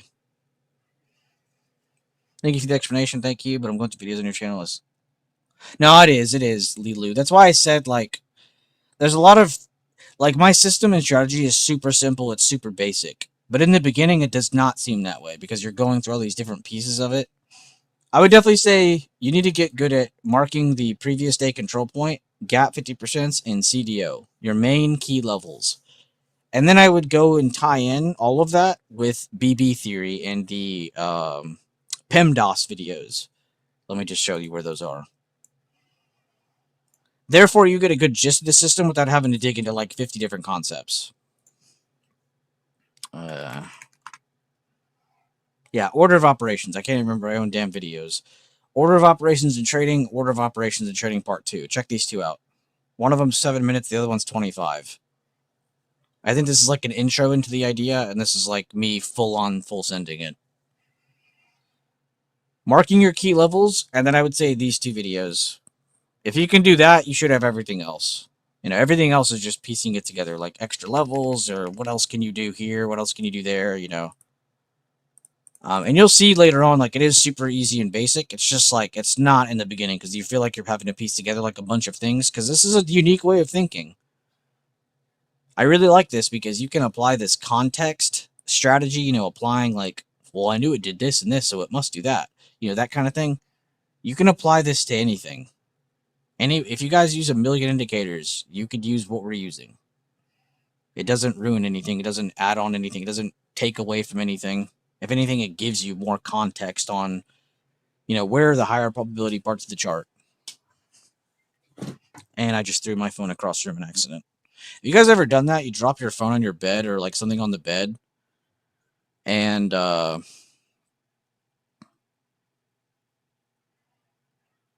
like it goes a lot farther than you thought it could.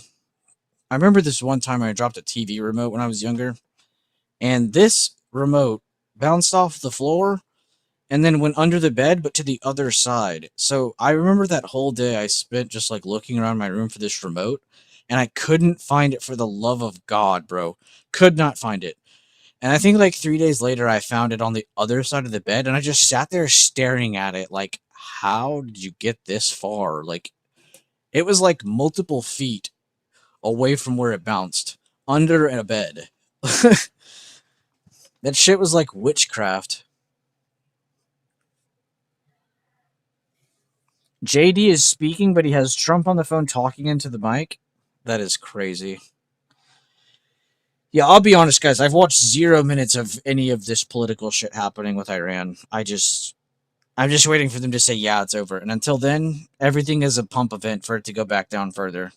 That's why I said we're pumping into a news week yesterday when I was posting all those charts. Like, it feels like we have to go down on Monday. At the very least, at least on Monday. Trump's deadline for Iran is literally today. And it doesn't look like he's hitting that deadline. So what do you think's going to happen? Probably going to see more downside on the market. Energy's probably going to move higher. That's just logically speaking. That's not even me sitting here going, I love Trump, I hate Trump, I don't like Iran, I love Iran. Like, I haven't said any of that. I haven't even chose a side. You don't have to choose a side. Also, there are tens of thousands of US troops on that side of the planet right now waiting to be deployed. Like, that doesn't sound like things have gotten better. Doesn't sound like things have gotten more calm. I mean, there are literally, I think, 60,000 troops deployed right now. There was 10 to start with, and then they added 2, and then they added a really fat number after that that they didn't say out loud, but definitely a lot of troops over there right now. U.S. troops, and it's already been reported if we do an on-ground invasion, Israel will not be joining us on this joint operation for the ground force, which is kind of crazy if you ask me. It's like, hey man, could you come fight my bully for me? But I don't want to fight him myself. That's basically what Israel's doing right now. Again, I would like to repeat myself. I am not on the left. I am not on the right. I despise both. I am simply just sharing the actual facts of the battlefield right now. You can go look this up on your own. You will find Iranian sources and American sources saying the same thing now. This is not some hot balloon in the air.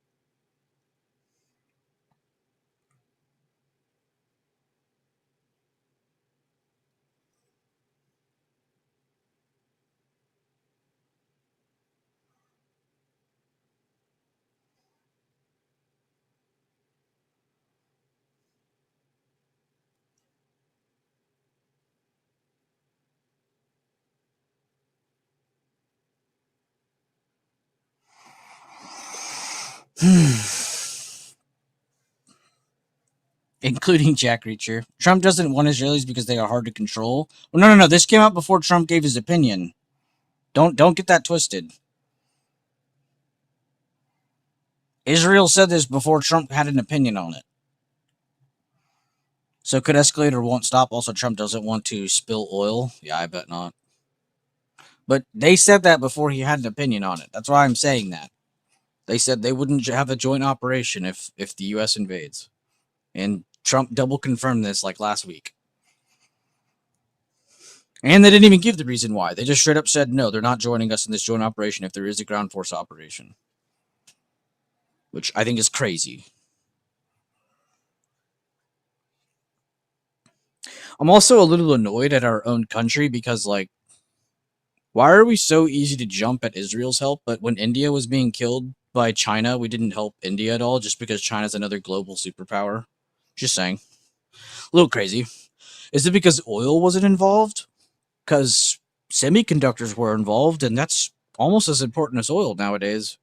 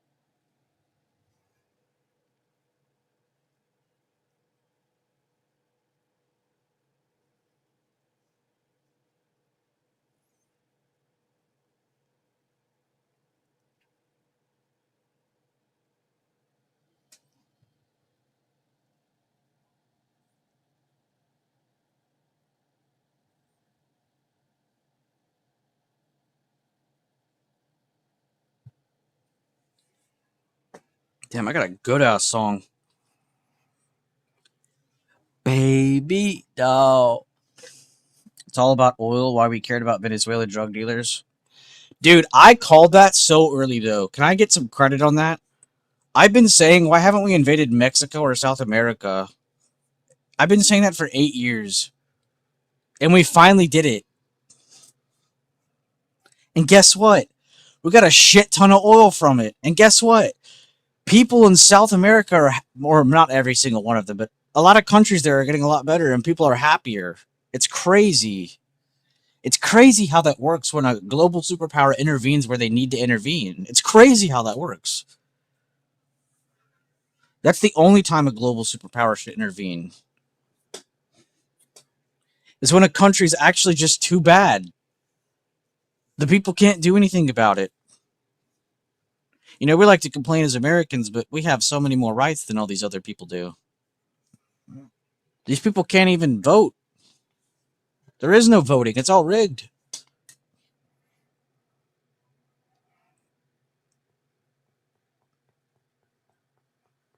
Also, you guys need to remember, America has to play its cards right, because we have definitely established ourselves as the global superpower, but China and Russia are a lot more on the same page than we are.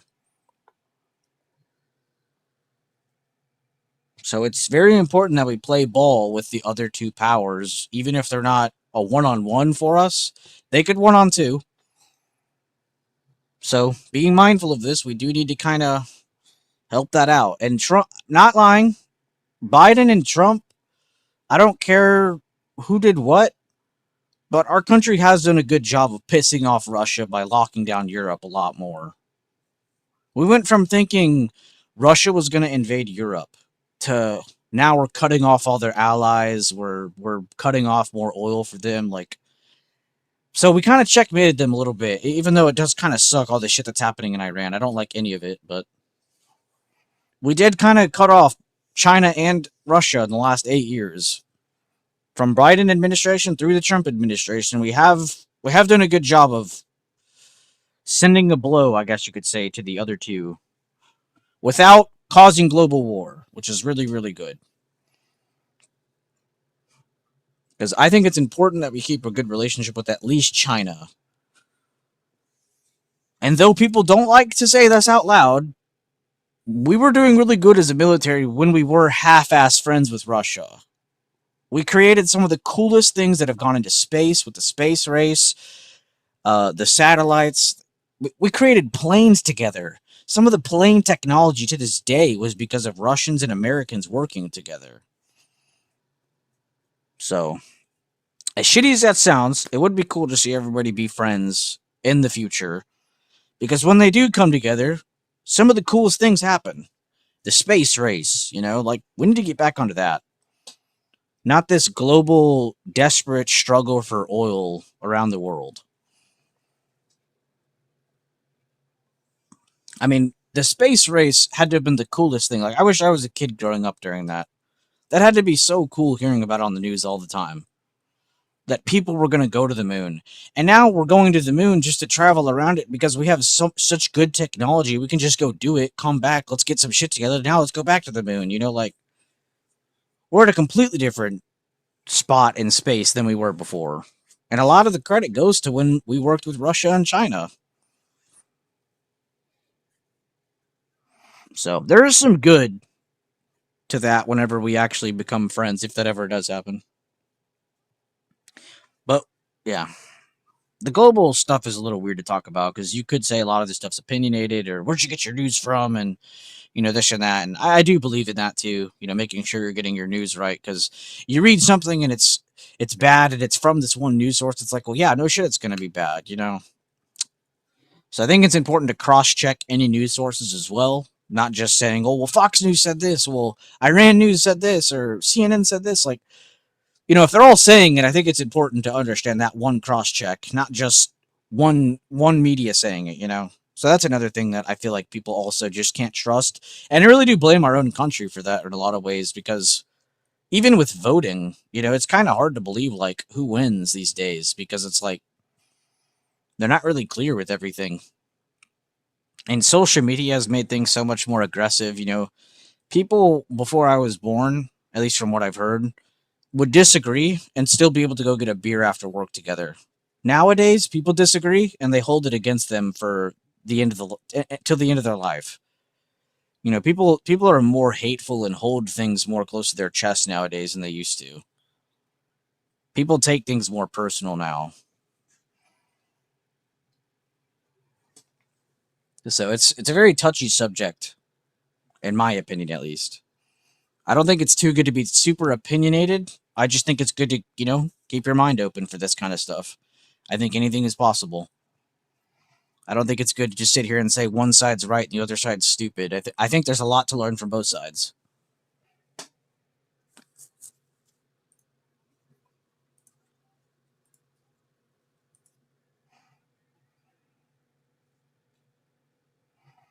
Straight Arrow News and Real News, no bullshit. That's actually a great name. Real News, no bullshit, all one word. That's a really good name.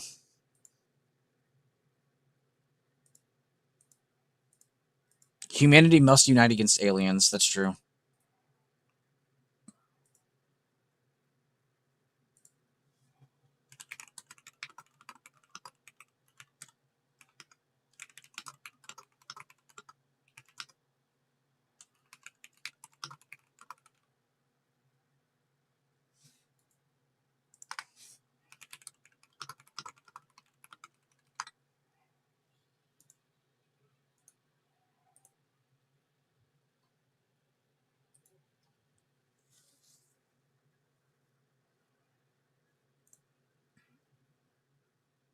Nice. I click on YouTube and my stream was there.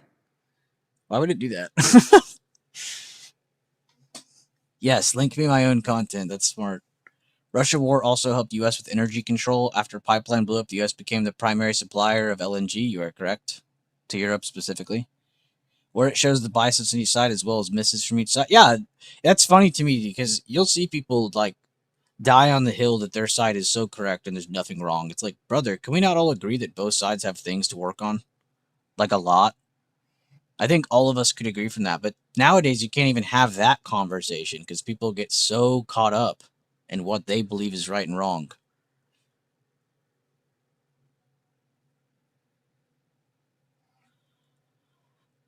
Lilu, you don't have to sign up. You could get plenty of it without signing up. The main difference is there's just extra channels, extra charts, extra stuff. I'm not really a good salesman, so I don't really want to sit here and be like, well, you should get this, and you should get this, you should get that. I try to tell everybody just join the Discord and then just chill in it for a while. Try to learn from what is there. If you want to support any further, that's cool. But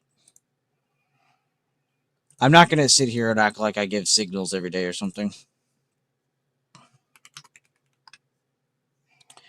But that's a lie. I just say that to deter all the idiots. I give plenty of signals. Wait, so you're not posting entry and exit? Yeah, yeah, exactly. I think anybody who has the time to type out callouts is probably not actually trading because if you ever actually have tried to trade yourself, you know that that's a lot of a waste of time. And as a trader, wasting time is death.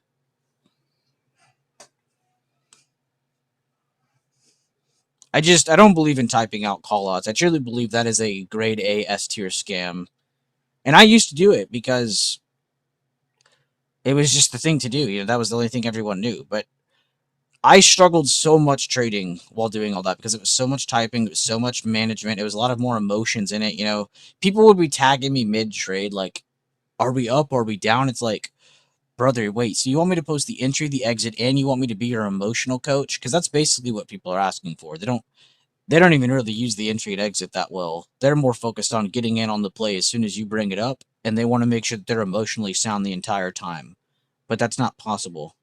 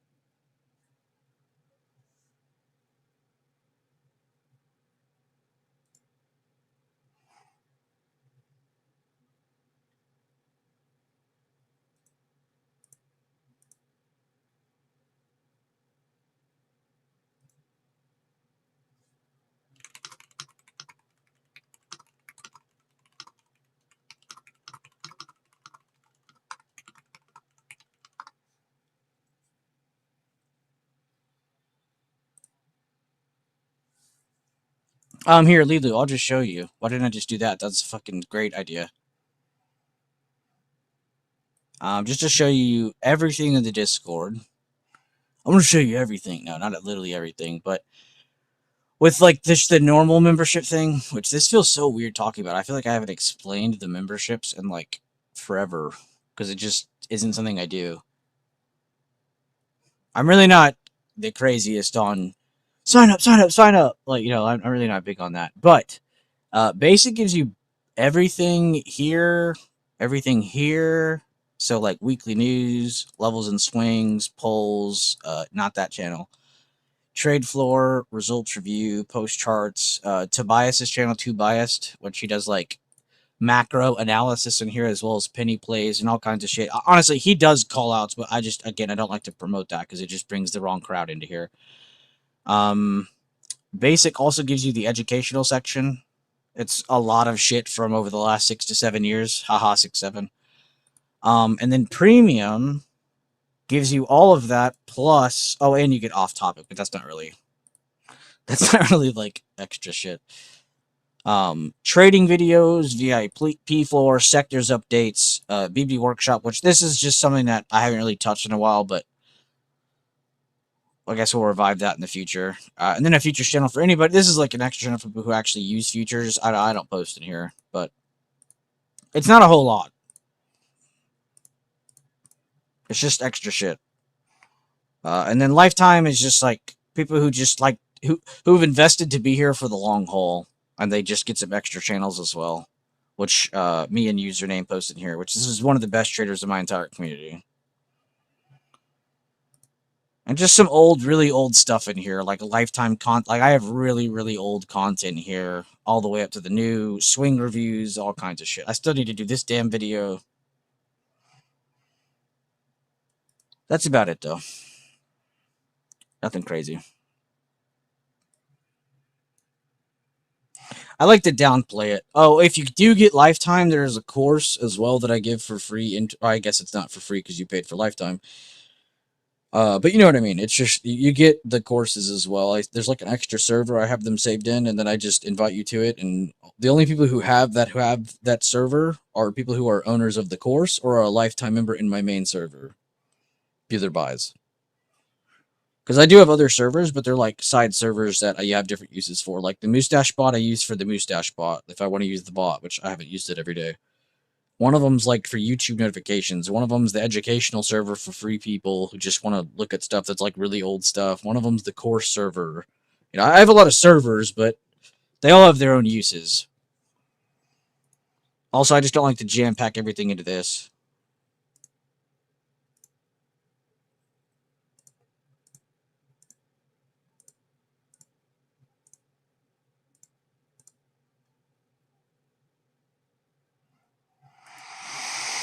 God, I can't tell you how much better I feel. We got the YouTube account back today. Family drama out of the way. We just need to get a lottery ticket, is really all I'm missing. Hit, and not just get the lottery ticket, but hit the lottery ticket. I'm kidding, of course, kidding. I haven't gotten a scratch off or anything like that since plumbing. So it's been a while.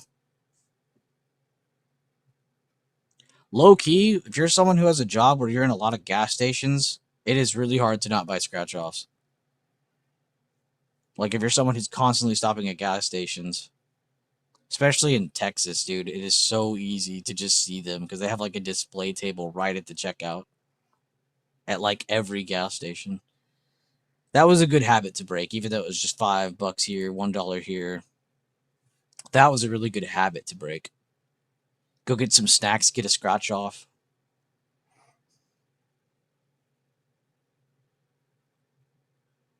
That's why you pay at the pump and go. Yeah, that's smart. In plumbing, though, we didn't really get lunch a lot, so you'd always like stop at a good gas. Because in Texas, the gas stations here have like legit meals in them. It's not just stacks.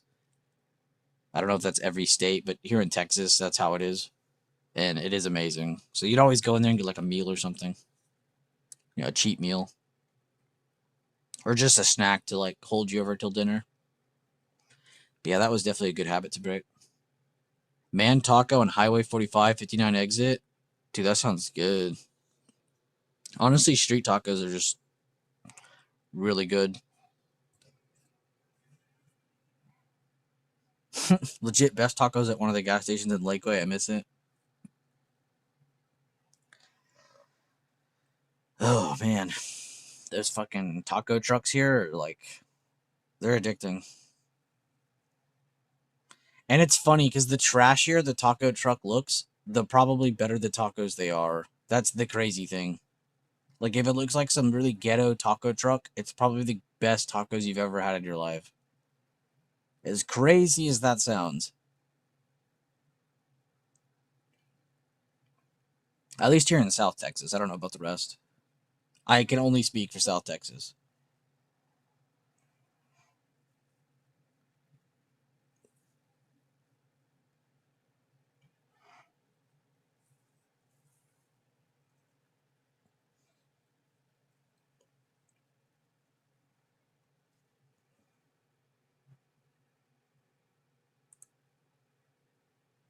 Yo, thank you, Matty Ice. Oh, wait. Hold up, Matty. Did you choose them to get it? How did you do that? Alrighty, I'm done for the day. Heading out. Thanks for starting up YouTube stream for me, brother. Love you. Anytime, man. Anytime.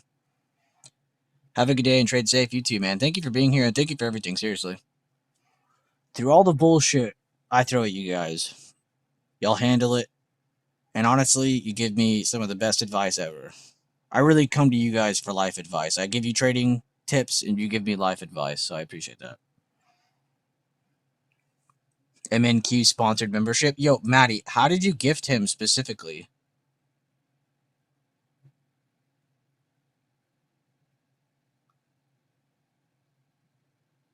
There's no way that went random, right?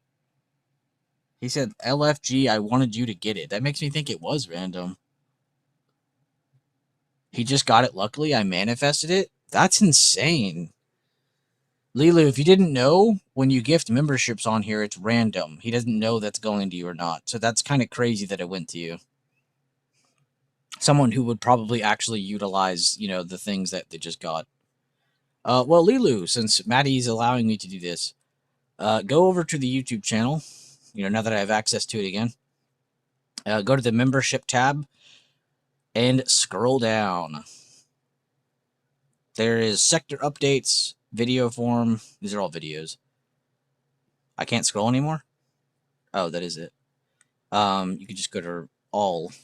Oh, wait, I'm stupid. I forgot on YouTube they updated. You can click members only now. And you could just... So if you're a member, actually, you can literally just go to videos and click members only. If not, you can just click public only. And then it just shows you my public videos. That's so cool. I don't have to click membership tab anymore. W update, rare W by YouTube there.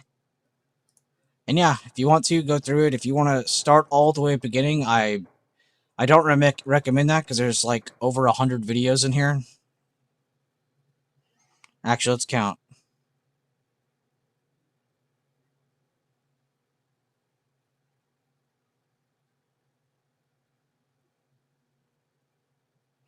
That's 100 right here.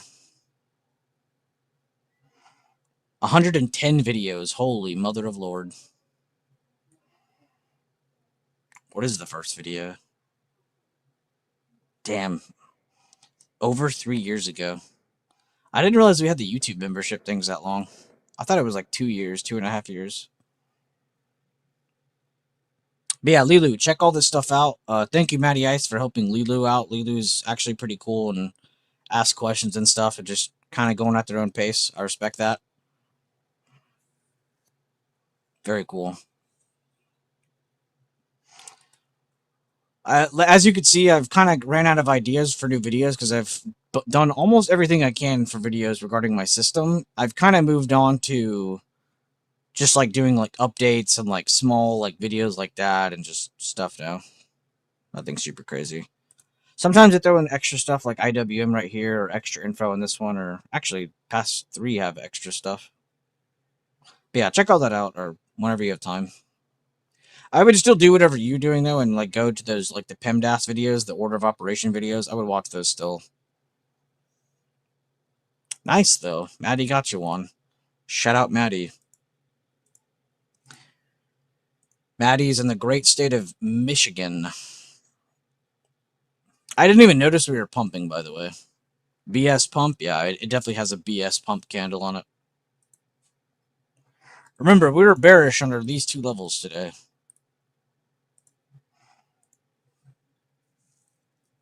Constantly remind yourself where we were bearish and bullish from. Iraq's Hezbollah says they will release abducted American journalist Shelley Kittleson. She has to leave Iraq immediately. I promised you she's probably wanting the same.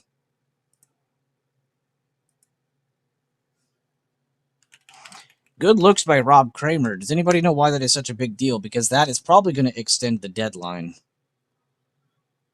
Which we're probably going to see a lot of events like this.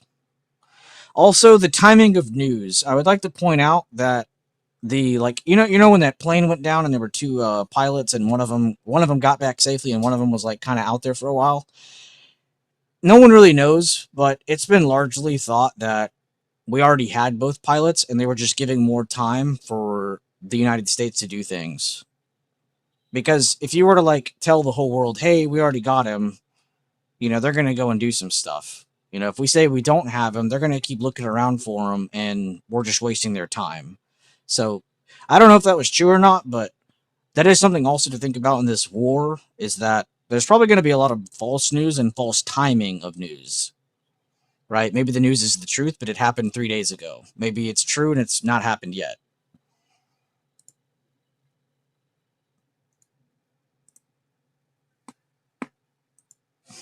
Damn, WD Touch. Check out the trade review channel. That's nice too. I was the first trade review today.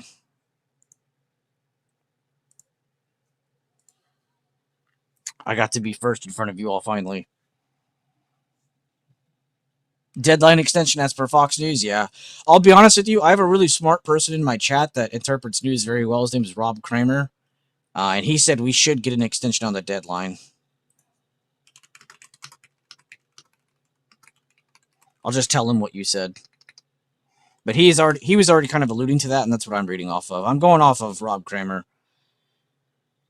He's kind of like me. He's not really far left or far right. He just wants to read what the fuck is the truth so he can act on it. It's not really about being right or being wrong. We don't really care about that. We just want to know what's actually happening so we can, do things. That's crazy, though.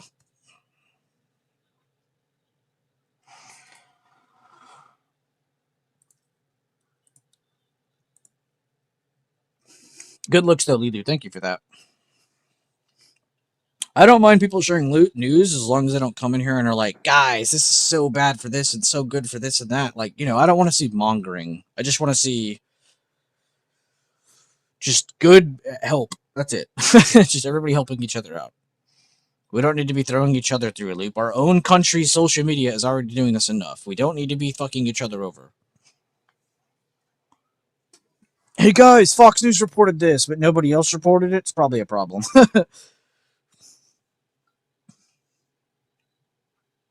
Or CNN or whatever, other ones that are now. I definitely don't blame people for losing trust in the news media, though. I think we can all agree, no matter what side you're on, I think we can all agree the media has definitely done a great job of making us not trust anything as much. Like the Epstein files. I always like to use the Epstein files as an example. You could give me the files to my hands right here, right now, and I still wouldn't be able to believe everything on them because of how mishandled it's been. You could give me the source, and it's still hard for someone to believe in it because of how badly mishandled things have been. And that's just Epstein. Think about how many times news about war has gone the same route.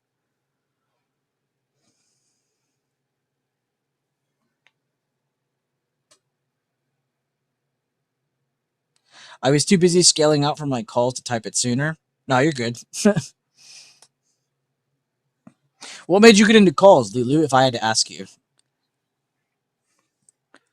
Was there a certain level you liked? Was there a piece of price action that stuck out to you and it really stuck with you and you're like, I kind of like that. Let me take risk on that. What pushed you in? I don't want to know your gain. I don't want to know anything else. What pushed you in? And that's what you should be asking yourself too. What pushed you in? What pushed you out? Was there a poly market for it? Probably. Dude, I'm so tired of hearing that damn word though. Poly market. It is crazy how much I'm seeing that should actually affect things. From gaming to actual real world news, it is crazy how much poly market is being used. And it's funny because I'm actually seeing like such open scams on it too. Like, let's say I put Michael Phelps versus some random swimmer, right? And on poly market, it said it's going to be a pretty close race, right? That means people are betting on the person that's against Michael Phelps, as we all know is going to destroy this other swimmer, right? So it's like Polymarket are setting fake odds on things to make it more competitive so people can lose more money, but the people who actually get the bet right make more money. It's a little weird. I don't think Polymarket's 100% true to its word. And it's kind of in the pudding. It was proven this weekend to me with a gaming tournament, actually. There was a team that was like 6 million times better than the other team, but the odds would have had you thinking that they were the same level of team or even that the other team was better, which is crazy because if you had said anybody who was knowledgeable on the match, they would have told you, no, you're on crack. You should not bet on that other team. You're going to lose that money. And there were people in the chat saying they bet like $1,300, $1,400. I mean, they're probably lying, but like, bro, if there's people doing that just on like a simple gaming tournament, imagine the bigger things that people are betting on that are lies. That really made me think about how bad Polymarket is when I saw that one particular instance. And you could say, well, maybe it was just those odds because it was some small gaming tournament thing. Like, yeah, I mean, I could see that, less volatility. I mean, more volatility for a less, known event. That makes sense.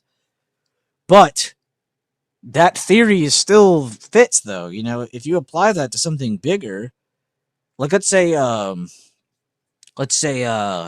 Walt Disney comes back to life, right? And it's Walt Disney versus fucking Donald Trump for the presidency, right? And let's say it's a landslide. Like everyone knows Donald Trump's going to win, right? Let's just say that. I'm not saying he would. I'm just saying in this theoretical world example I'm giving you, let's say that's what everyone thinks, right? But the odds on Polymarket say 55-45. That means something is lying. Something is completely wrong. Not on the betting side, on the Polymarket side. So that actually had me kind of confused because when I saw that this weekend, I was like, why would they do that? That's like they're scamming people. And it kind of blew my mind open a little bit. It's like, wait, they are scamming people. It's just straight up lies. And who's going to hold them to it? It's Polymarket. It's all prediction based anyway, apparently. But it really does feel like Polymarket is being toyed with and like manipulated. And I don't even look at it that much. I've seen the website twice. And I hold this opinion.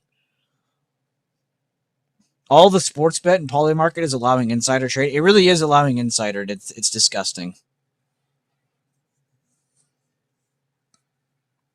It is absolutely disgusting. It's like a safe way to inside trade. Or maybe, like you said, you're doing the opposite. You almost had the same trade as D-Touch? Yeah, his trade looked pretty good. Good shit, though. What if Epstein is a cover for alien abductions? Honestly,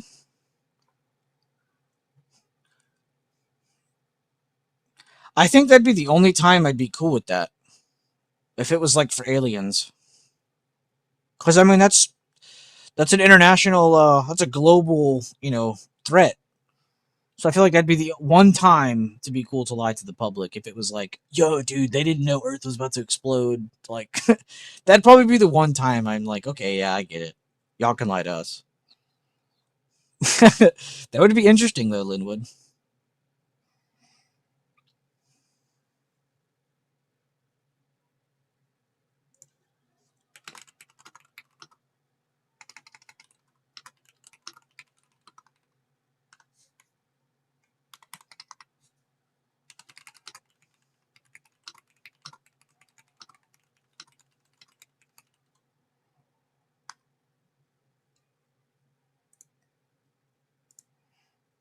Maddie, I see it now.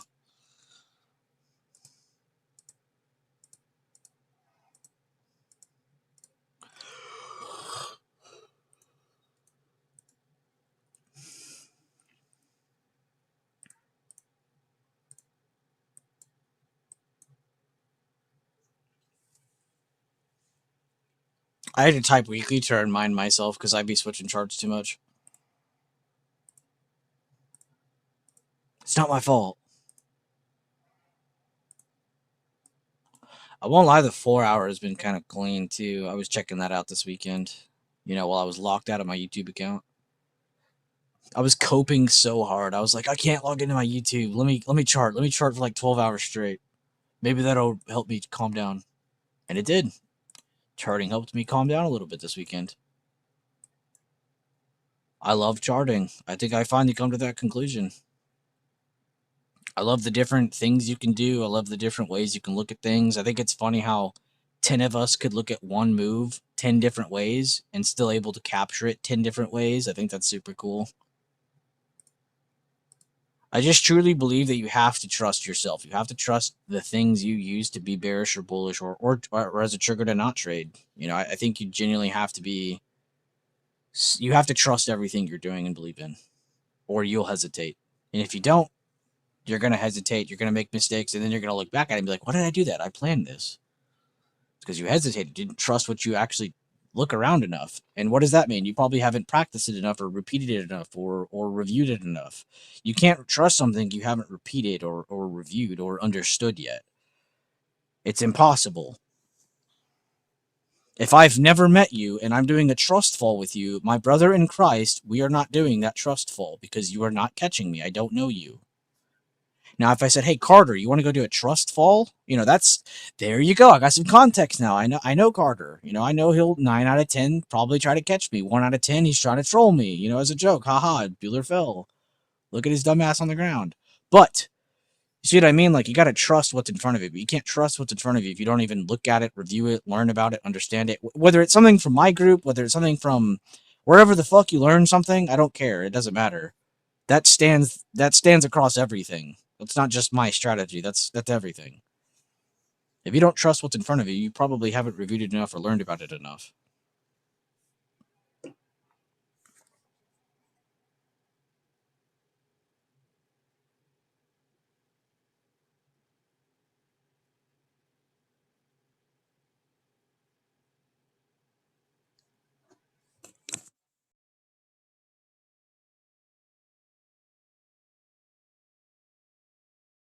Also, how are you guys doing in the stream? How's everybody doing? If you guys are in YouTube, like, comment, share.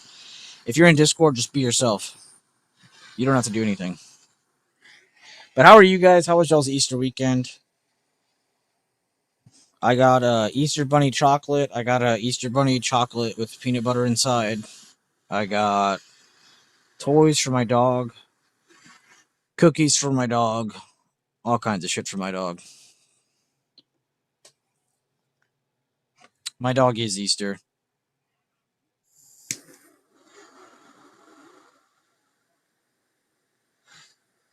My fan. There we go. Sometimes I can never tell if my fan's on the highest setting or not, so I have to click it like 500 times till I feel it. I got one of those old school fans.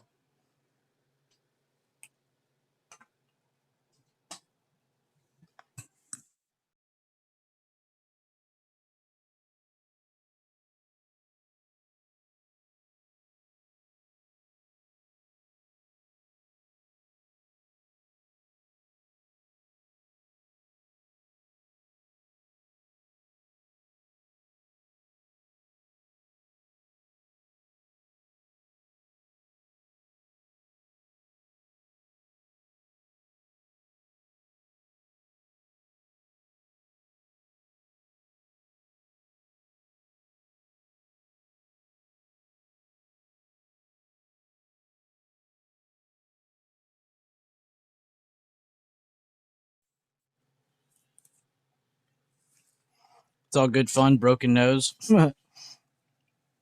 Gotta go. Thank you for the stream today, B. Thank you, Garden. Seriously. I stay impressed with how people put up with my shit, and instead of not just putting up with my shit, actually give me good advice.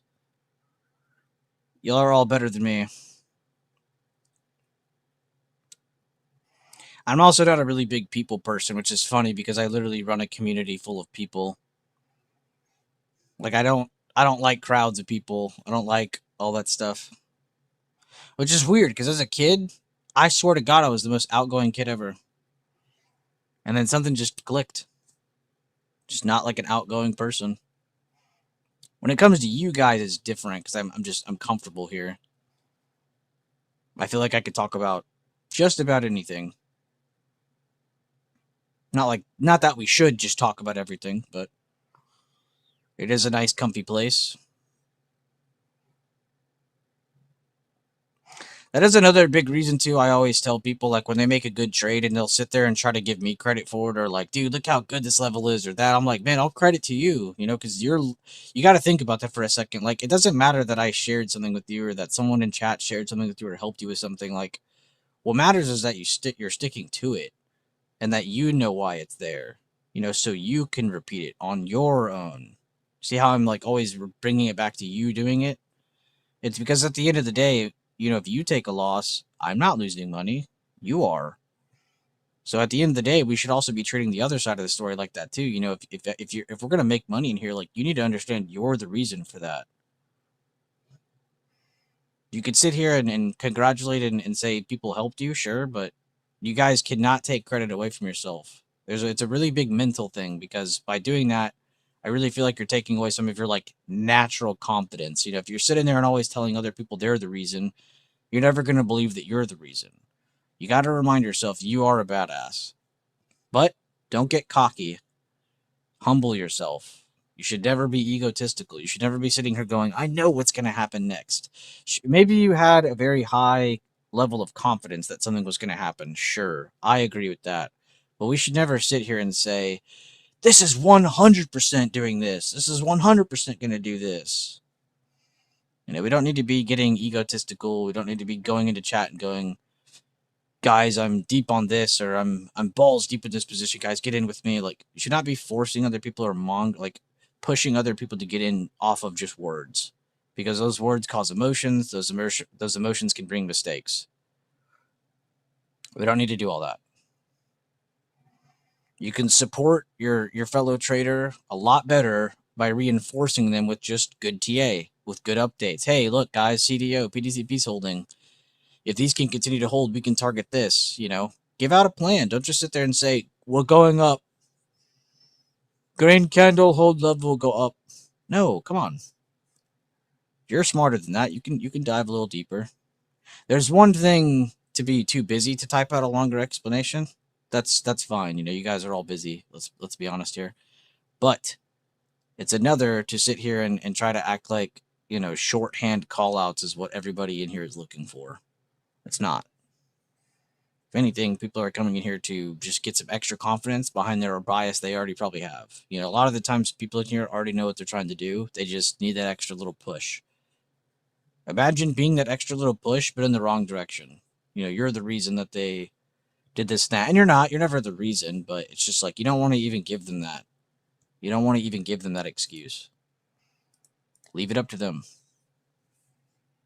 Help as much as you can, but you don't need to be sitting there doing anything for them.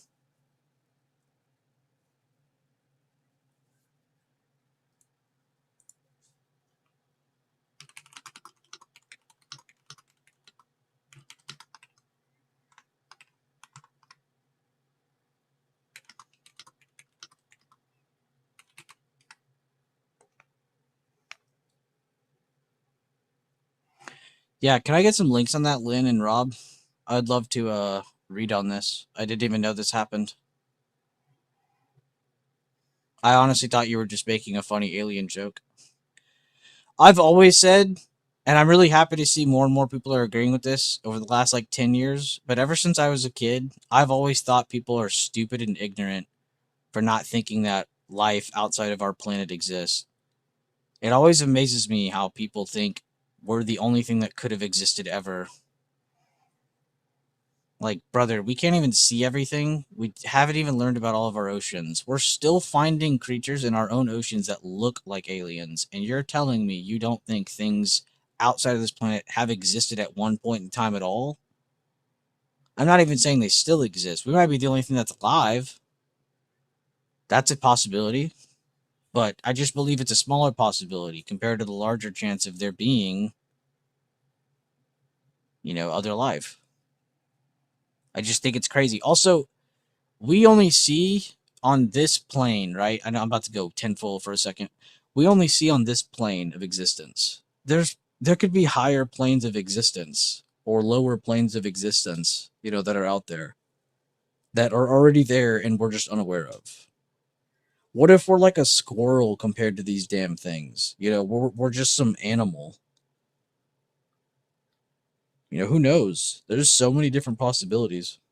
This planet has been around a very long time. And there's planets that we've seen that also line up with like how our planet used to look or how it could look, you know? It's just kind of cool to think about. I'm not even saying it's real. I'm just saying it's kind of just cool to think about. Based on a tremendous interest shown, I'll be directing the Secretary of War and other relevant department and agencies to begin the process of identifying and releasing government files related to alien and extraterrestrial life. Unidentified aerial phenomena. Yeah, because y'all heard me talk about that in stream. The UAPs. The UAPs are fucking crazy. There are legit Marines. There are people in the Navy, in the Air Force. There are people who have served in our military, in our United States military, who have said and seen things about random flying objects that are from technology that could not be of this planet. You know, it's like if we're being spied on, like that wouldn't even be the craziest thing. UFOs and any and all other information. That shit's crazy.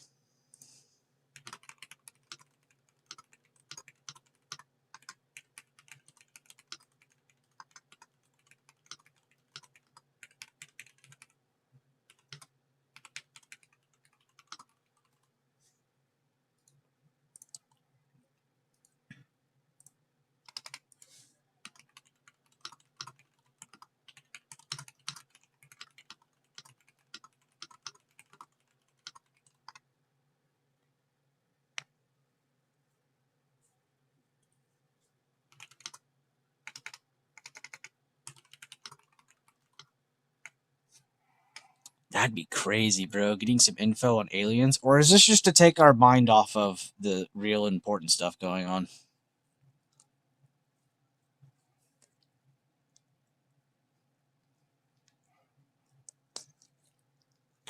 You know, it comes things like this. I like to have a split mind, right? One of my sides of my brain are thinking about the alien stuff that could get released, and then the other side of my brain's like, damn, bro, interest rates are never coming down. Inflation's going up. What's Spy doing today? My brain is split in half. My David Blaine.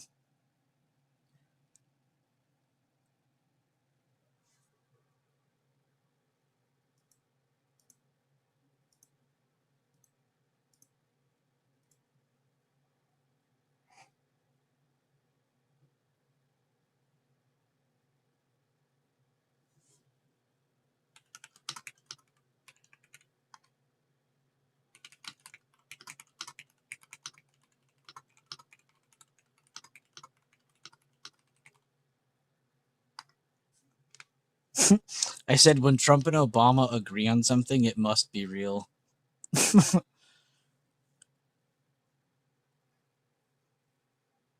When the two friends you know are both hate each other, agree on something, it's like, damn. Probably true.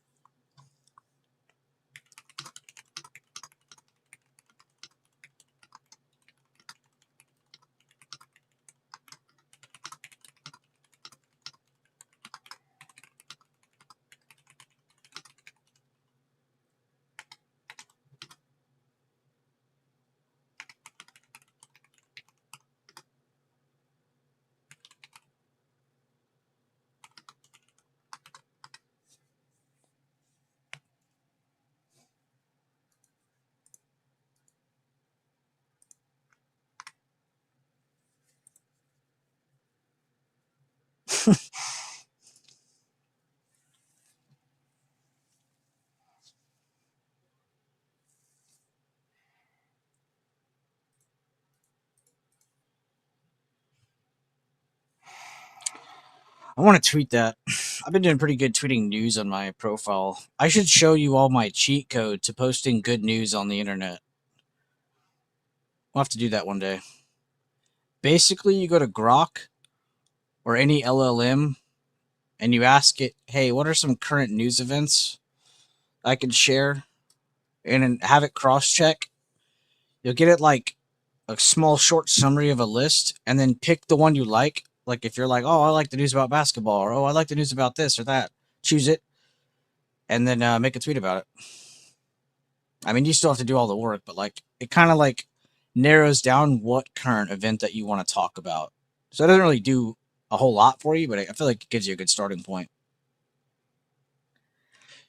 Now, if someone's going in there and like, yeah, send me the tweet that I should send, that's a little crazy, but it is just kind of cool using it to get the idea.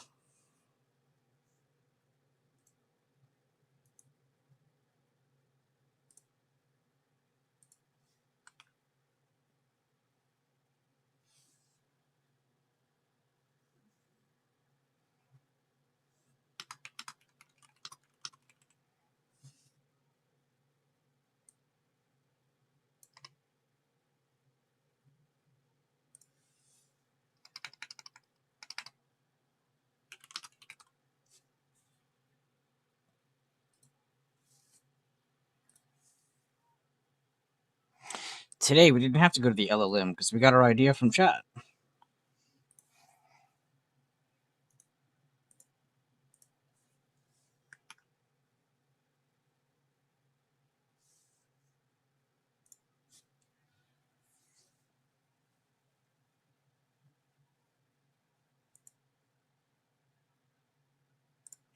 That should definitely scare everybody, though, if you have Obama and Trump talking about the same thing and neither of them like hashing it out like, hey, I was talking, like they're both just like, yeah, yeah, yeah, everyone needs to hear about this. I feel like that should strike interest into everybody.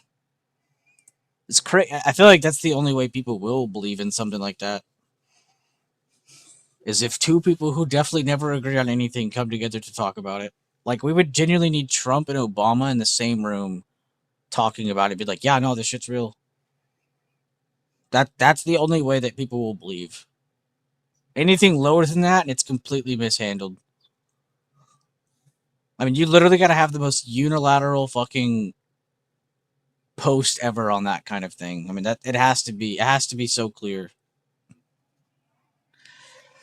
God, what a crazy time we're living in.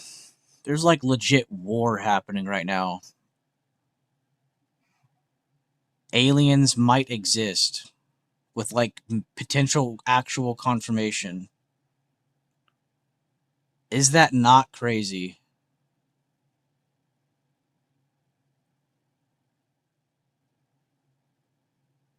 It's like mind bending to think about.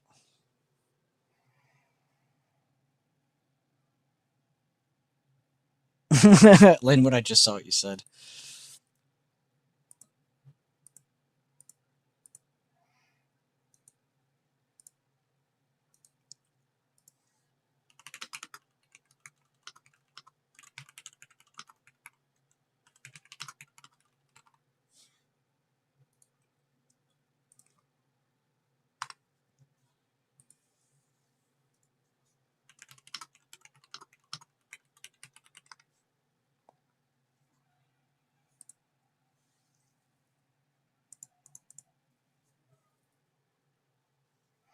Yo, doesn't today look like a really big inverse head and shoulders? Shout out username. Yo, you know why nobody joined the YouTube stream? My dumbass just realized. Who wants to take a wild guess on what Bueller forgot to do? No shot, bro. I'm the dumbest fucking YouTuber alive. Oh my god. I was like, why did nobody click on the stream, bro? Normally it pops Monday, Tuesday, Wednesday. Like, everybody sees my YouTube on those 3 days. Those are my days. End of week kind of dies off a little bit, but y'all are hot for the beginning of week, which is crazy for a channel. I always thought Monday is like the perfect time for people to not be on a channel, because it's like probably focused about getting your week started. No, bro, take a guess on why not many people joined today's stream. I mean, I still got 90 clicks, but bro, I didn't share it to Twitter. I'm actually an idiot. It's when I start my stream, I share link, I copy link, share Discord, and then I close both and I don't look at them again. It's like they're just things I link to. Oh my god, I'm so stupid. Wait, I did link it. Where did the tweet go though? Huh? I don't know where it is. I'm so ready for aliens. They do exist. There's no way we are the smartest creatures. I wouldn't even say smartest. I don't even know if we're the smartest creature on our own planet. You could almost argue like deep sea sharks and dolphins, or there's probably some sea creature we haven't even found yet that could be smarter than us. You got a notification for my live stream? W. Yeah, Monday, Tuesday, Wednesday, YouTube's really good to my channel. Like they actually like link or show people's feeds that I'm alive. Thursday, Friday though, I have like I swear I don't have proof, but I have like a really big superstitious feeling that my channel does not get like onto people's feeds on Thursday and Friday. Which is crazy because I used to. That's like the whole point of this channel. At the very beginning of this channel, all I did was stream. I streamed Monday, Tuesday, Wednesday, Thursday, Friday. I didn't stream Saturday, and I would stream a small Sunday stream. I would stream 6 days a week. Sunday didn't count as a full day though, because it was like I'd show up and do like a hour stream, 45-minute stream, hour and a half stream, but nothing more than that.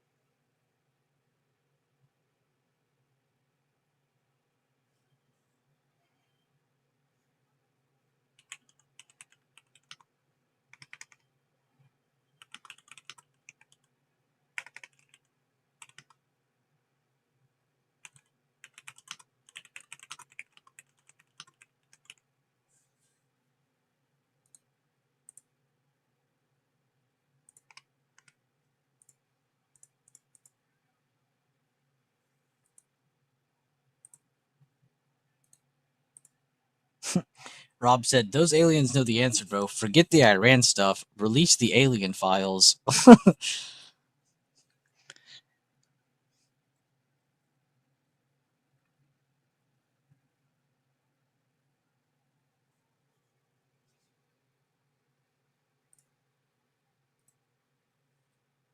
Have a great day, Brody. Stepping out. Good to see you, bro.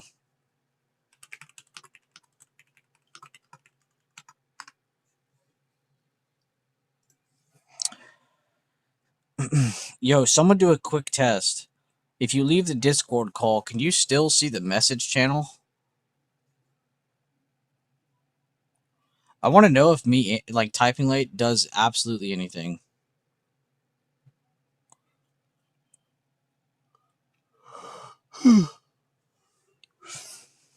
VC, be my test dummy.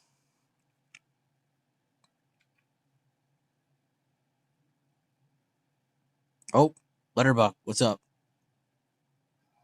Wait, were you testing the thing and you left? I don't even know now.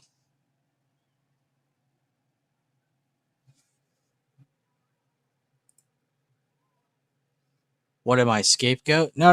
You're a really good test dummy. I want to see if you leave this voice call, can you still like click onto the channel without being into the voice call? Like the messaging channel? I think you understood what I meant. Yes? Okay, so if I type, people can still see that then. Okay, good. That's what I want. I want to be able to like if someone says bye and I don't say it, I want to be able to go in there after and be like, "Oh, see you, dude. See you, man. Appreciate you." So they can like at least see that I said bye. It feels kind of shitty. I always like to say bye because it's not like there's 1,000 of you in here. I feel like I'm human enough. I can say bye to everybody. Okay, good, good. That's what I want. Good. Thank you, Litterbuck and VC. Appreciate you. That's what I want. That's what I want. Because, like, it's kind of cool when you come in here and it's like, oh, that's what he's talking about. And you're like on YouTube stream or something as well. If there are no aliens, then that is proof that this is the afterlife. Could be a simulation. Yeah, could be the Matrix. I've always wanted our planet to be like in a video game, but that's no way that's true. Like, what's that movie with the Iron Giant? Not the Iron Giant, but like the movie that has him in it. God, I can't think of the damn name now. The kid's like from Chicago or no, it's Ohio. He's from Ohio.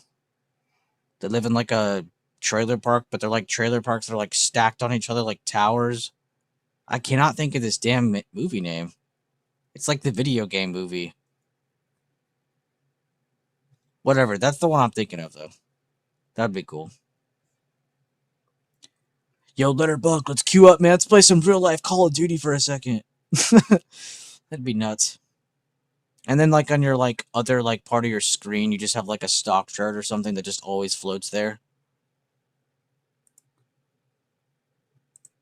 I'm like in PDL, hold on spy, need triple Q to join the party. Yeah, I haven't clicked around as much. I need to do better about that. Tech is looking a lot better though. I was kind of going over a lot and complaining a lot during all this. Good inverse though.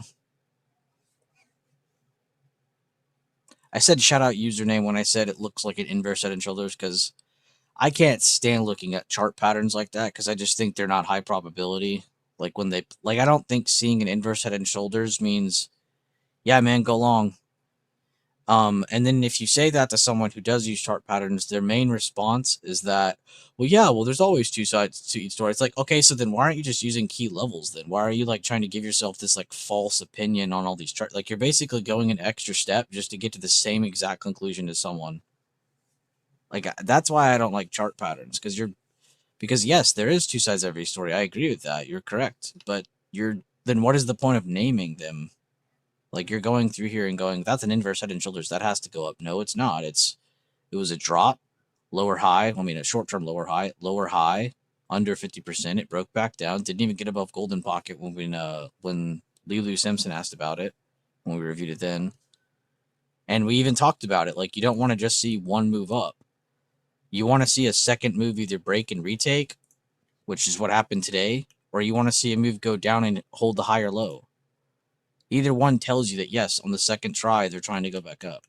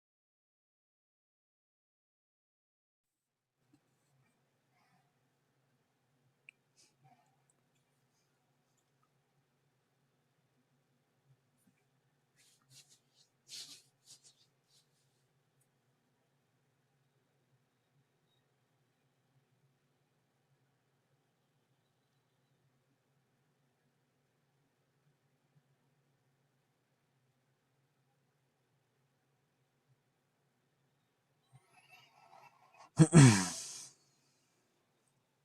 be right back.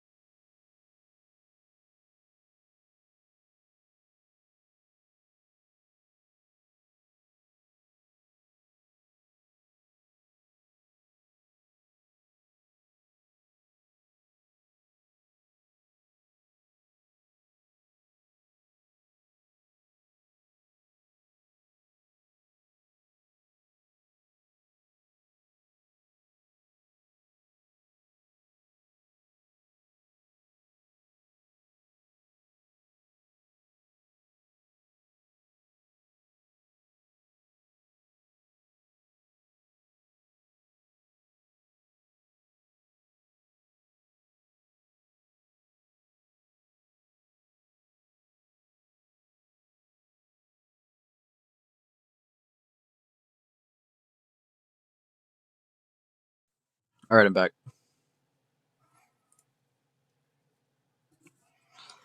There's still a possibility of getting an OB today, which would be wild. Honestly, it's a little disgusting that we could even have an OB. But I feel like I say that every time because of the reason I say that is because of how much it opened down and then how much more it went down after opening down. The fact that it could do that and then create a new high is disgusting. Like, how do you even trust a trade when like speaking from my point of view, how do you trust a trade from down here to up here after being bearish into this while knowing that it's moved already a lot? Like, it's so hard. Like, you really do just have to have such a good entry down here. And then once you have that pop, like, trim a little bit so you have the confidence to make it up there. Like, that's the only way I see it to be feasible. Because you have to trim a little bit. Because there is a chance it just stops here and just range. Because that's what it should do. All right, I need to look at a couple of these tickers.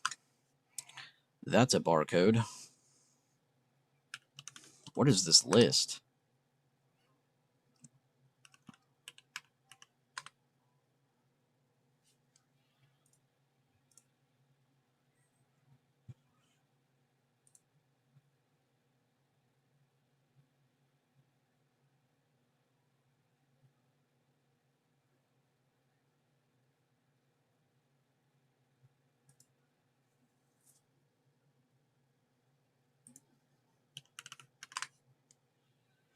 Dude, what is this list?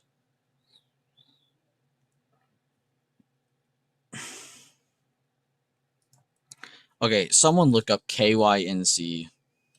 What the F is that?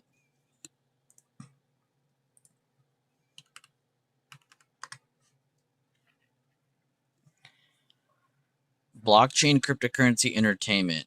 What the hell is Coinfold? Non-custodial crypto wallet and pay system. The stock is a low-priced OTC security, often experiencing high vol. Yeah, no shit. It's an OTC. Over the counter.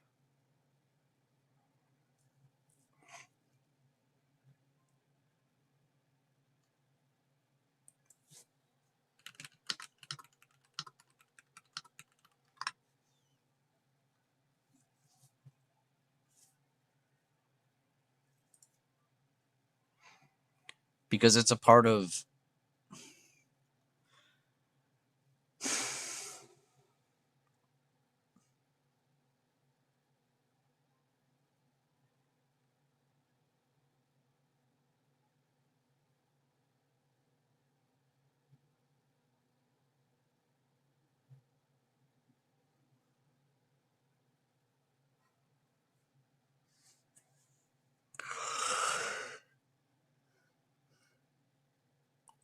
It's an app.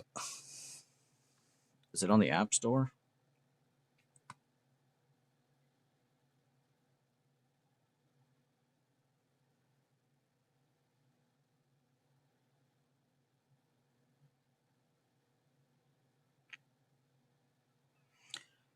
You can buy gold and silver with crypto. It's a crypto wallet as well.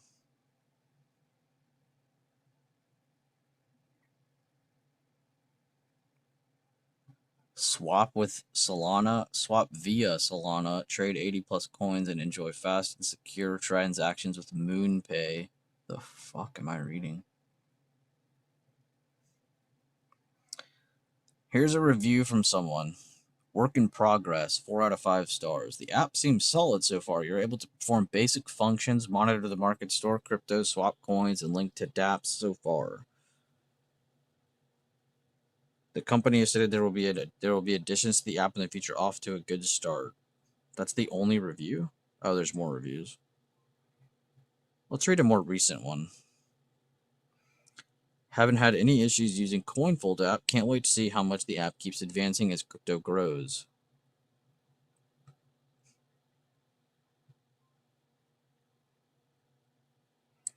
This developer does not collect any data from this app. What's the catch then? What am I not seeing? I thought the whole point was to collect data, so they're not doing that. What are they doing? Where are they making their money?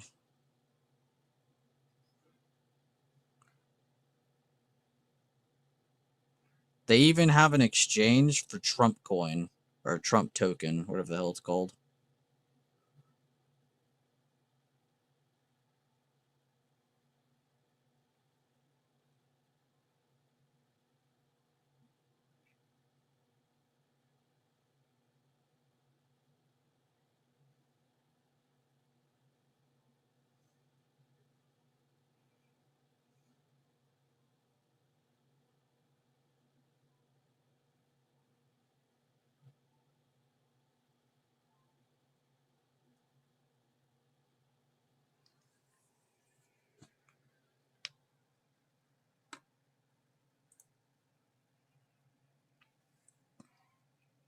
Is price action being bouncy, or is price action bouncing between today's open range breakout 15-minute and PDO? Should tell anything? Sorry, PDL. I don't quite understand your question, but I think you're asking about the PDL right here. And then what was the other one you said? Today's open range breakout on the 15-minute.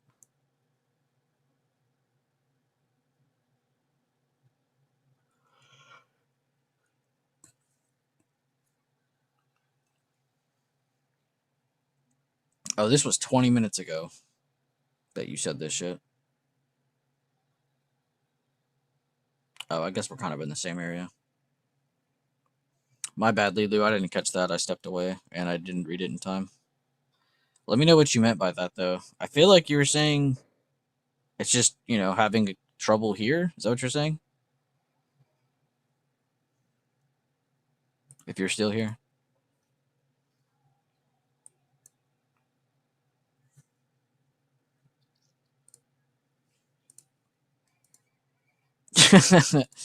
D-touch.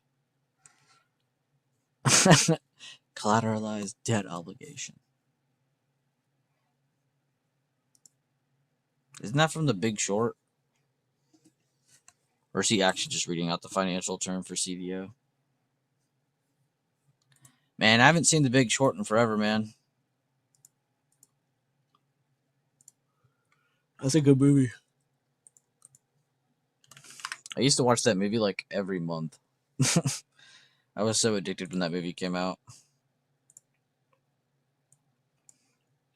I didn't even realize where SPX bounced today. That's crazy.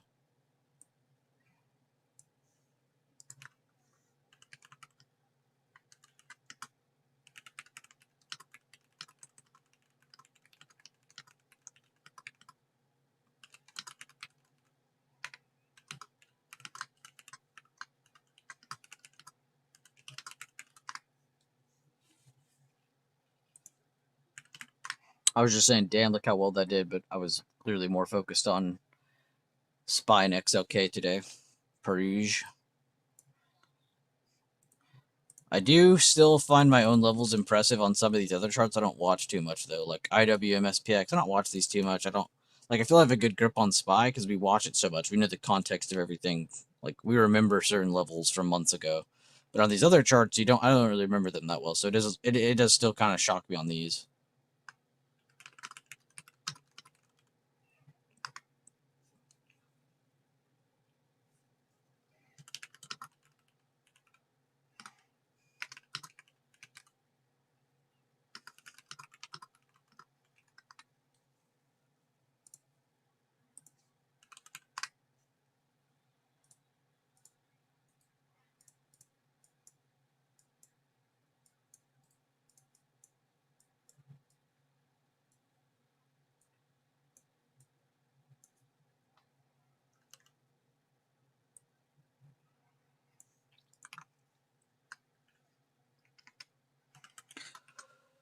It's okay.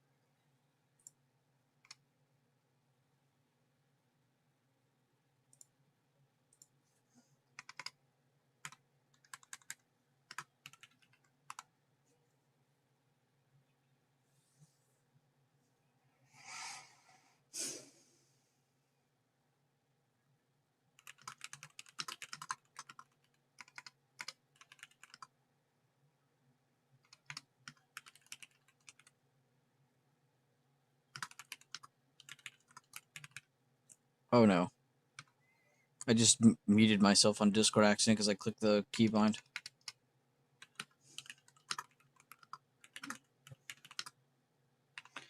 $138 to 139s, or sometimes I gotta talk out louder, it won't make sense to me. No change to TA from yesterday, but good hold today to show 138 to 139s are possible for largest sector.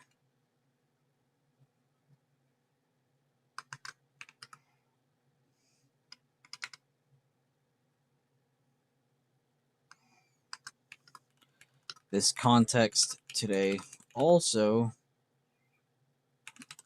tells us how impactful a 134 break could be if we see that scenario in the near future. There we go. Very cool post in the sectors channel. If you guys have access, please go check that out. I actually take a lot of pride in my sectors post in that channel. I feel like a lot of my best TA is popped up in that channel. Some people would say the swings or different things in chat, but I really feel like my favorite and best and most impactful posts have to be the sectors channel. I mean, that channel is insane. But yeah. Like, is there a definition for that zone? Just say key area, honestly. A directional area. Because if we're above this level, and you saw me mark it like this earlier. I was just me trying to show you, like, this is impactful for direction. Like, yes, we have CDO right here, but getting above this and holding above this lets it push towards the higher part of this area. So yeah, that's a good area that you're looking at. What's stopping price from filling the gap? Not much, honestly. Tech needs to break. See, I was just saying this in the chat. I probably should have said it all out loud while I was typing, but I was trying to say in chat, SPX today and IWM and just a couple of these other charts I'm looking at, they're all the exact same like this. They fell from one level, bounced from it, and are back to where they are. A lot of charts look like this right now. So it makes this chart make more sense when you come to SPY, because SPY is just a big pie of all those other charts. But yeah, Lilu, just a directional area. You know, if you're above it, you're more bullish. If you're below it, you're probably more bearish. When you see areas line up like that, it's a key directional area. At least it's how you'll hear me say it. I'm sure there's a million terms for that kind of thing across different strategies, but that's just the thing I call it, just directional. If I'm above it, I'm a little bit more bullish. If I'm below it, a little bit more bearish. You start to add on to that. You know, you start to see inverted hammers rejecting the top of it. As it's breaking back under it. You know, that's not just breaking the level. You have bearish candles also saying, "Hey, we're trying to go down." You know, it's impactful to see more than one thing at a time. If you just have one confirmation or one visual, it doesn't really help out. It just gives you the feeling that it's possible. But that's a good initial trigger. Then you can add on to that. And once you add on to that, then you can start to add on to your position or get into a trade or whatever you want to do with it. That's just how I like to think about things. Not telling you to do that. I'm just saying that's how we like to do things here. I just feel like it's good getting that extra confirmation instead of just being like, yeah, I saw one thing, I'm in. But like, I don't even hate that. You know, if someone sees one good confirmation, that's fine, get in. But you need to understand you're on such light foot. You're on such a light foot. You know, you have one signal that got you in. So if that one signal starts to falter or break, you know, shouldn't you exit that? Some people just sit there and hold it and ignore it, and they're like, no, there's another reason why now. You know, don't change the reason. Stick to what you had.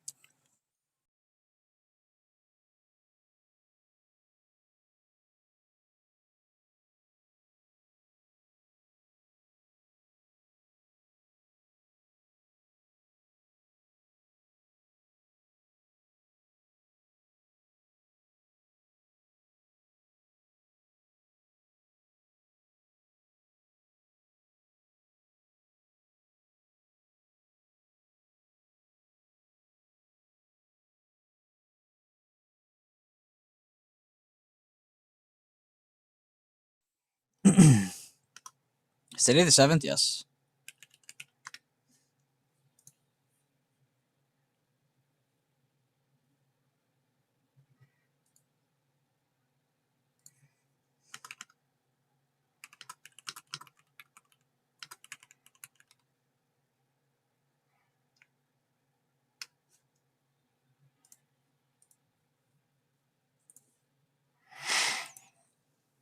All I do is win, win, win, no matter what.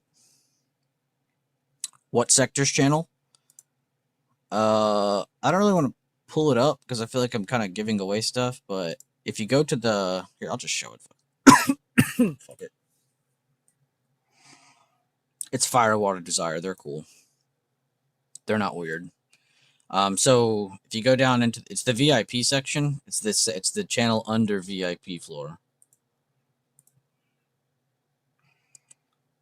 I was just saying if anybody has access to that channel, just go check it. I like to remind people because, yeah, but it's one of my favorite channels to update and post in. I'm addicted to going over the sectors because I feel like it's such an important part of what we look at. You know, people like to say, why are we pumping on SPY? And they'll instantly go, because of news. But yeah, no shit, news drives the market. But like, what actually caused that? You know, you go over to like your sectors and you're able to say, oh, well, tech and discretionary killed it today, but healthcare really tried pulling them down. You know, and then there's relationships. You know, if tech's going up, a lot of the time staples are going down. And of course, if they're both going down, well, we're probably having just a good seller day. Because they should be playing off of each other a lot more times than not. You know, seasonally wise, you're going to see staples trend down as tech is trending up. As tech is trending up, you're probably going to see staples start to trend back down. They aren't forever inverse of each other, not at all. But it's just there, and there's not even just that relationship. Like banks lead the market, tech also leads the market.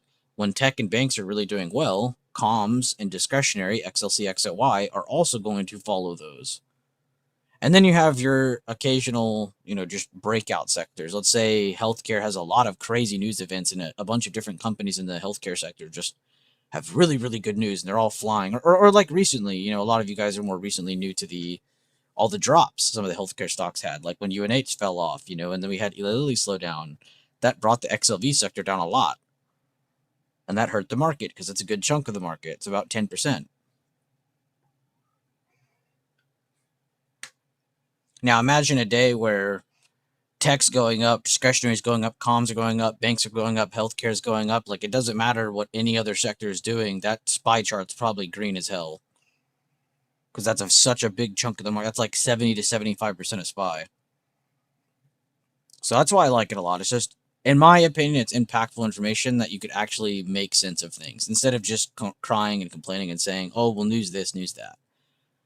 I feel like it's something you can actually grab onto and say, no, that's why it did this. That's why it did that.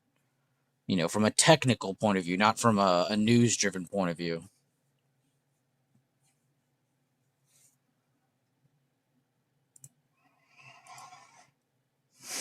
I can't tell you how happy I am that we have the YouTube channel back. Oh my god. If y'all didn't know, I had a heart attack this weekend. Not actually. I had my account signed out of, and I didn't have the 2FA set up correctly because it had my old number that I don't have access to anymore. But today, after 48 hours of pure stress, we got the account back. Shout out Google for the 1 time, for the 10 time, honestly.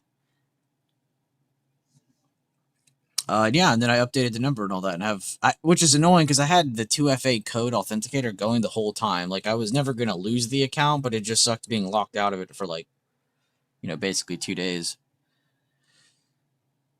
But they said around noon today I'd get it, and then I got it a lot earlier than that, so I can't complain. But yeah, shout out Google, man. They really hooked me up. They did their damn job. I appreciate that.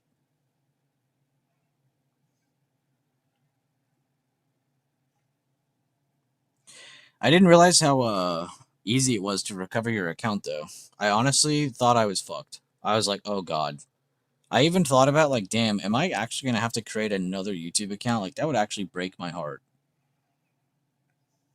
You locked out and did that before? It's a heart attack moment, man. It really is. You're like, wait, I didn't mean to do that. And then you're like, wait, I can't get back in. It's literally the worst feeling ever. I knew I fucked up as soon as I saw that icon too. When I saw it, there was like a question mark asking me to sign in. I'm like, what? I was like, I haven't seen this in forever.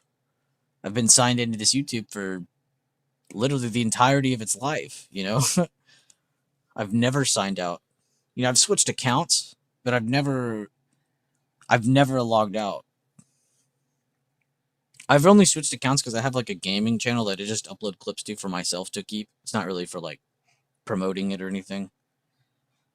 But I don't even like doing that because I don't like changing the screen because it makes me sketched. Like I'm like, oh god, it's gonna sign me out. But now I'm not really gonna stress about it because now I know it'll go to the correct phone number.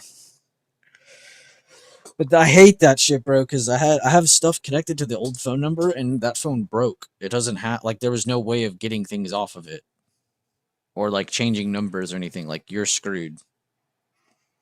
And I had already switched phones. I hadn't taken the time to actually get it all set back up and actually be mature about it. It was definitely stupid indeed.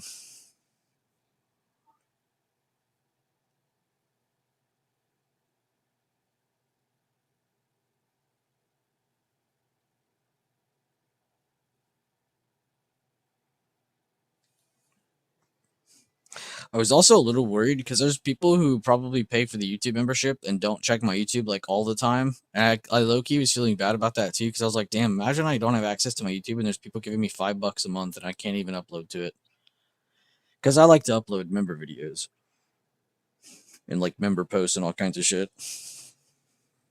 So I low key was like, damn, that's gonna be awkward. Someone just giving me $5 a month. They're like, yo, you're not even uploading, bro. Where you been? I can't even update them. Because I'm sure I have a good amount of people that are only on YouTube. I don't have many people that are only from Twitter because I don't really post on Twitter like that. You're either someone that's from my Discord or you're from my YouTube. It's not really another place you could be. So I did feel kind of bad at first. But I am very relieved. I won't lie. I'm very relieved. Got some family drama out of the way too. Now we're just chilling. Now we're just having a good time.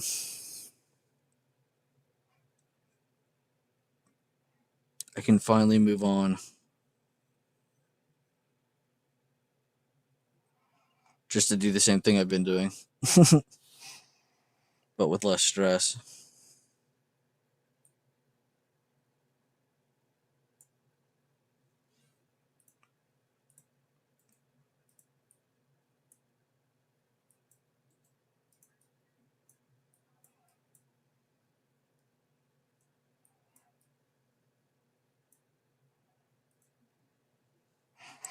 A 30-minute low key is kind of clean.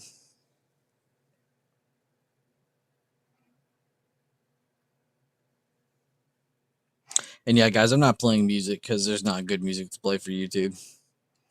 So you just have to stick with hearing my voice. Or the eerie silence when I'm not talking. Or the random breathing that may go in the mic here and there. I try my best not to do that though. And low key, I didn't say it enough in the stream today, but guys, thank yous for the likes. I didn't even say like the stream because I low key have just been yapping all day. But getting 19 likes on a random Tuesday stream after I thought I wasn't going to be able to stream on this channel again. Definitely not complaining.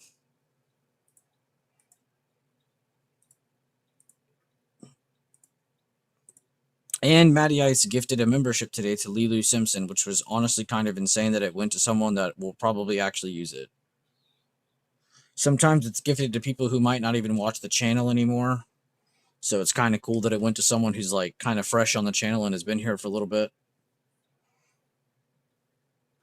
Low key, I have always said that would be a cool feature though. They need to add it to where you can specifically choose who you want to gift it to because I would have been doing that. But it doesn't do that. It goes to people who have been in a stream before or are sub to the channel, so it can go to some random person. In my opinion, it should only go to people who are like in that stream or have been in that stream that day. But I don't think it's set up like that. Or like I said, click on the name like you're on Twitch and be like, all right, gift sub. Done.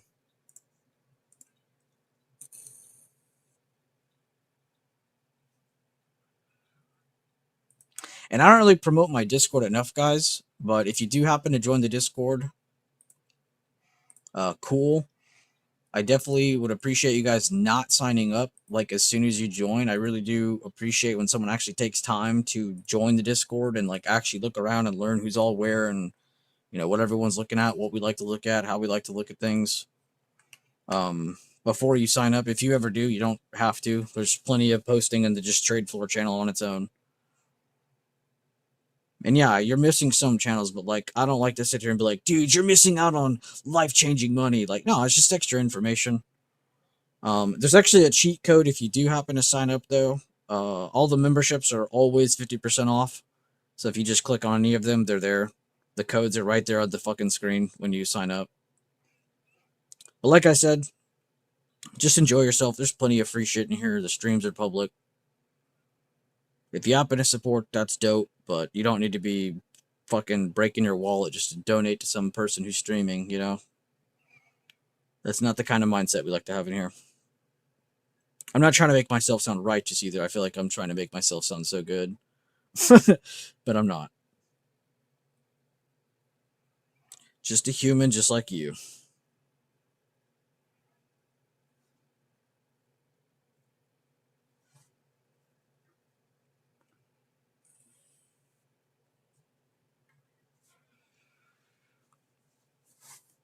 They should make a movie like that with like Ryan Reynolds starring in it, where he just goes through the whole movie and nothing wrong happens to him. Like everything goes perfectly well. Hits the lottery, goes and like. Actually, I guess that's already happened in National Lampoon Las Vegas. What was his name in that movie? Like Galifianakis or something? No, that's Zach Galifianakis. Something Papadopoulos. I guess technically it's already been done. Bro goes in, wins like 4 cars or something for his whole family. That's a classic.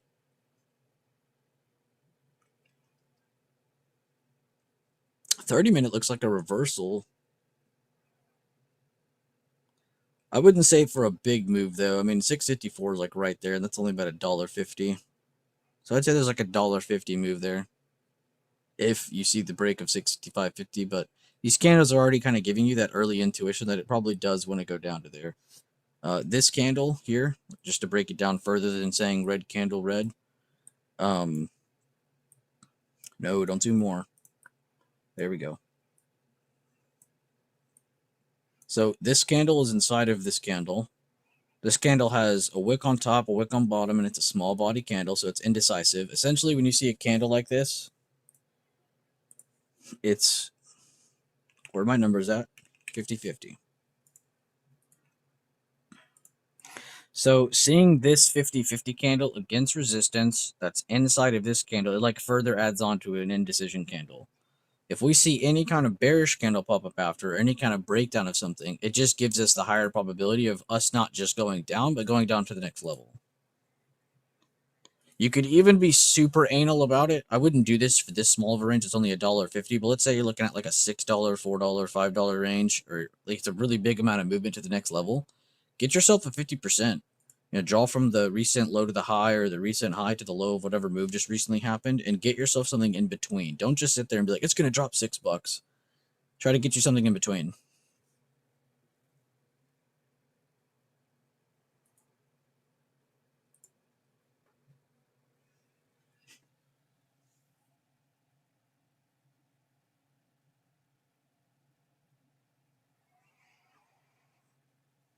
What is that criteria for your watch list stickers to light up? It's something in the look and feel settings. Here, wait, hold up. Let me hide this for a second in case I like dox myself. Hold up.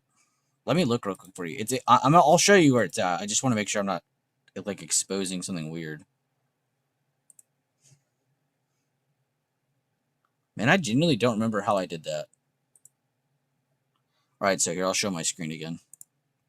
So when you go to the settings, you click application, and then you go to look and feel. I genuinely don't remember how I did it. It's somewhere in this like color scheme thing. I see how it says custom dark 1. Oh wait, there you go. That's the screen you need. Price up, price down, labels, text. Oh, I think I set it to yellow. There you go. This is the screen I did this on, though. You go to look and feel, and then I have all that there if you want to pause on that or something.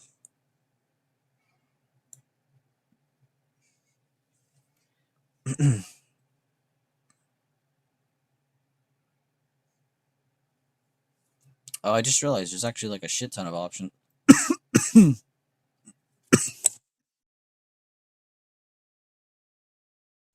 My bad. I did not mean to cough at the mic. It just choked on air, I swear. No problem, man.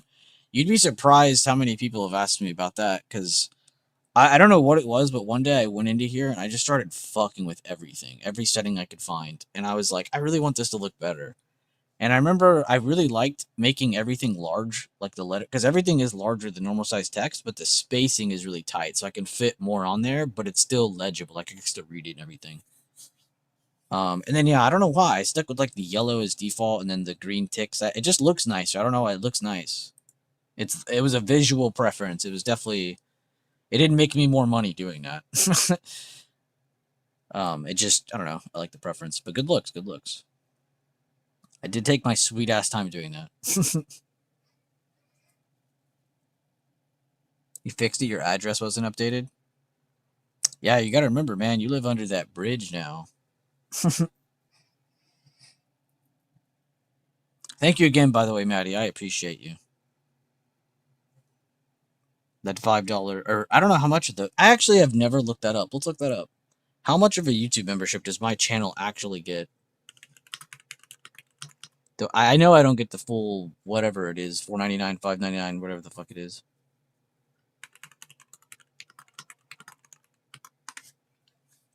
I think it's different per channel. Creators generally keep 70%. Jesus, they take 30%. That's a lot. Low key though, I really like YouTube, so I really can't complain if they're taking 30. I mean, the government would be taking way more than that. You dropped your Whirlpool average by $5. Damn, I bet that feels good. I feel like that one's gonna definitely go through some trials and tribulations, but it's gonna. I feel like this is a pretty good sleeper pick. You and Leland are like the two people I've always seen express like a lot of love for this. I think one thing I've had to come to a conclusion though is like you really do have to like find like this, like find an area to buy and stick to only buying there. If you catch yourself buying up here, you're gonna regret it down here. If you catch yourself, not buying down here and then it pumps, you're gonna be like, oh, why didn't I get that? I knew it was gonna do that. It's like avoiding two evils. But it's really hard because you have to have patience. It's easy to say right now, oh, just wait for a zone and buy because we're down here so much. But imagine being up here, right? In that moment, you're not even thinking about that kind of thing. You're thinking this is gonna just keep going and going and going. So it's hard to have that conversation in real time. I also like to make that very clear. It's really easy to talk about things after. I don't want to try to come off as like, oh, I'm some genius or anything. No, like I fuck up a lot too. I think all of us know that feeling too of like, I knew that was going to happen and you weren't part of it. That's one of the worst feelings ever. It's still good because you're validating the intuition that you had. You're validating the TA you used to even come up with that. It's good, but it does hurt still. Added 3 more K and B. That's Kimberly, right? 7 now. Nice.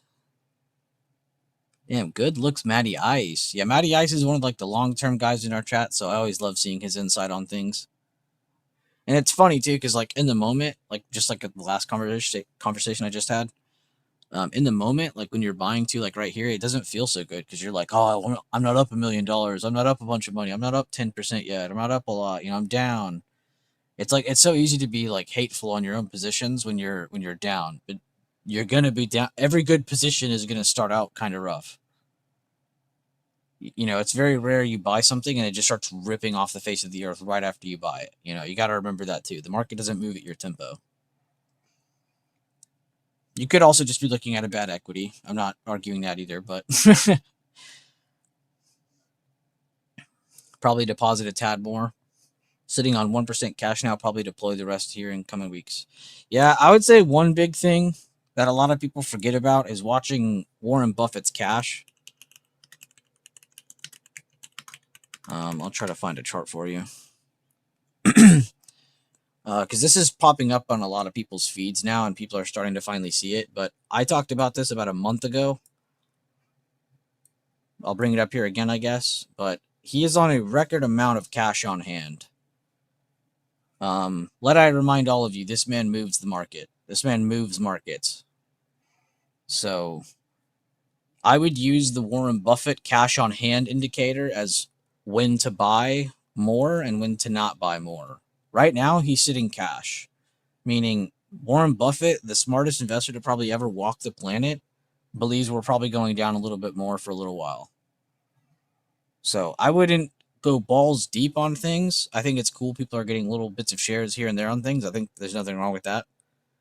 But I definitely wouldn't go balls to the wall yet. I would definitely try to have some cash built up, just like this guy.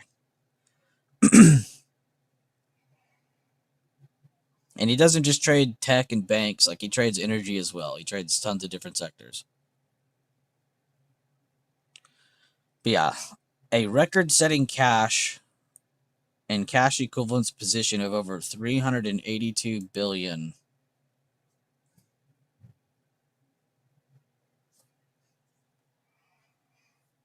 I mean, he has to be like the most buy the dip indicator I've ever seen.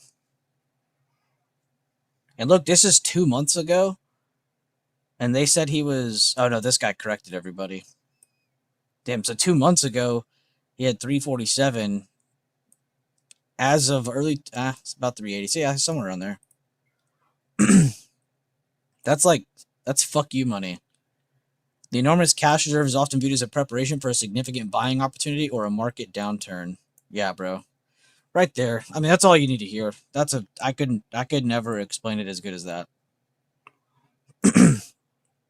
I feel like that's such a clear indicator of when to actually start buying. People like to look at like Michael Burry, but then they saw how much he was failing. It's like, yeah, because he doesn't have the experience Warren Buffett has.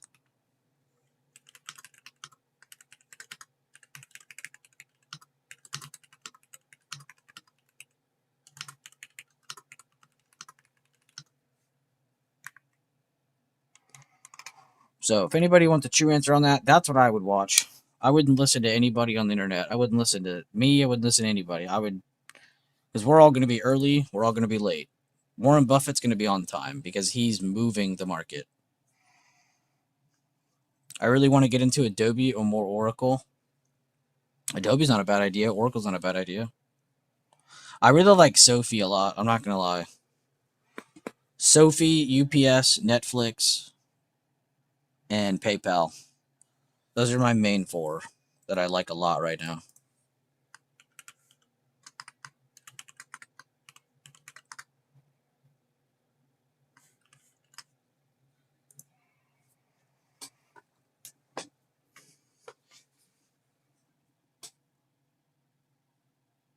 No, you're good. You're good. You already have Upstart and Rocket. Yeah, you're good.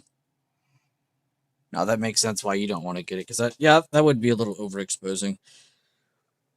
I'm not really buying more Netflix right now. I'm waiting for it to not be at 100, because about 100 and 106 was like my cutoff point. PayPal is at a crazy spot though. I see the next candle in the 30 minutes trying to turn up. Might even change history on those past 2 candles, considering both of them are just inside of that high of day candle at 30-minute. Yeah, look at PayPal, bro. Like, what even is this? What happened to bro? It's crazy because I said I liked it back here at like 60. I mean, I'll be a man of my word. I'm down right now. But I have definitely not stopped buying. I feel like I will slow down now that I've been paying attention to the Warren Buffett thing. I think I'll just wait a couple months and see what's up with Big Bro, and then wait for Big Bro to buy it all. And then start being a little bit more confident in my average buys, like buying just a few shares here and there on certain things. Yeah, probably watch the Warren Buffett indicator more.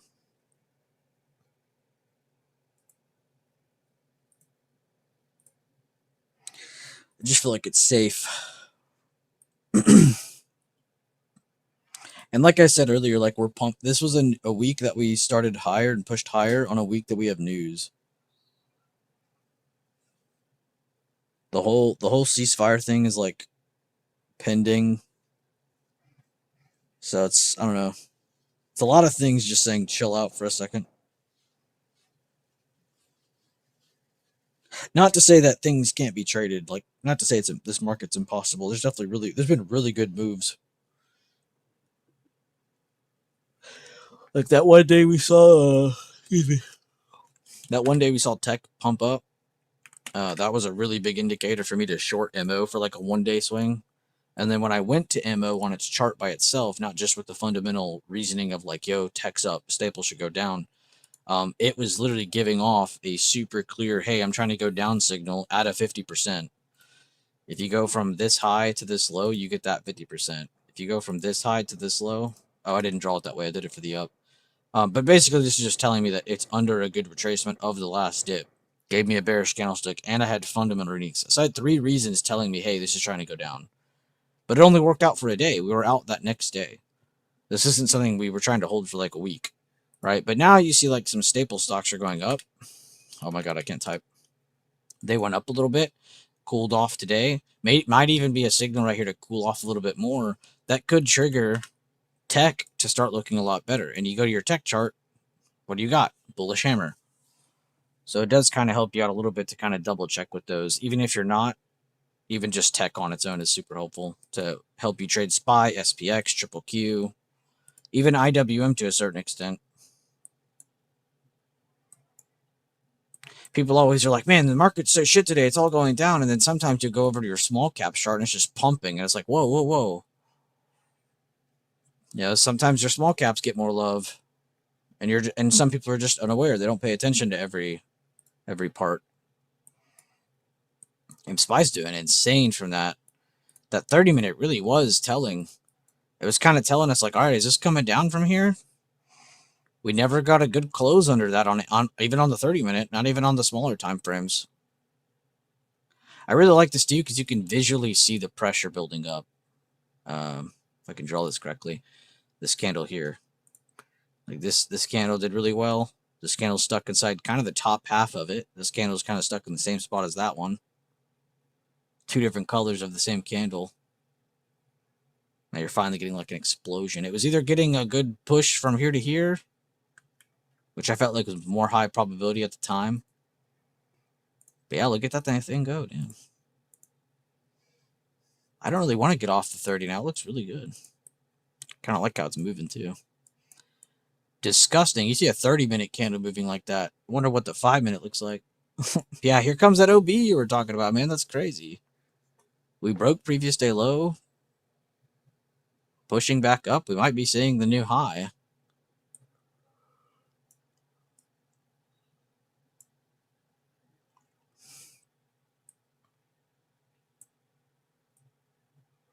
It's crazy to say that stuff out loud.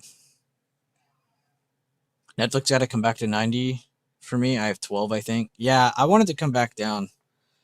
I don't want to buy at 100. I want to buy it like anything under 90. Like 90 and lower is fine, but I definitely don't want to be buying triple-digit Netflix. And remember, we've talked about this like a million times on a lot of these different like long-term picks, even your own. I'm not even just talking about if you follow mine. Like if you find your own, like you got to understand it's going to take time. It's not something that you should be expecting to play out and make you rich in the next month. That's not how it should work, at least. I hope that happens for you, but it's just not realistic.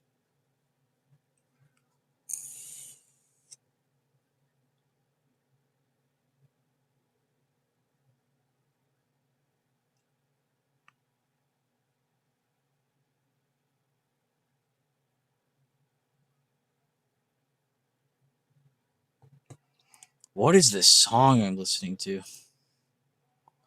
Yo, did y'all see the Backrooms trailer? Who in here saw the Backrooms trailer? I wasn't even that invested into that like idea until I saw the trailer.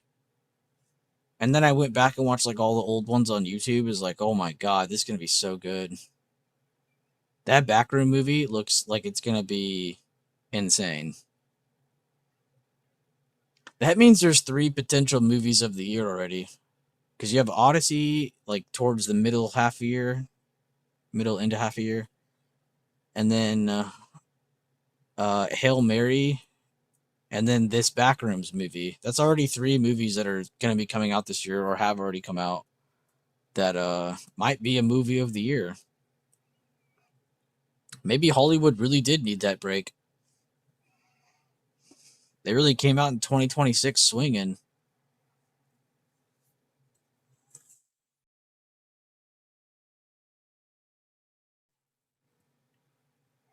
Animation companies too are getting crazier and crazier now. The entertainment value has definitely gone up a little bit this year, in my opinion. Out of all the crap that's going on this year, we can at least say entertainment value has gone up.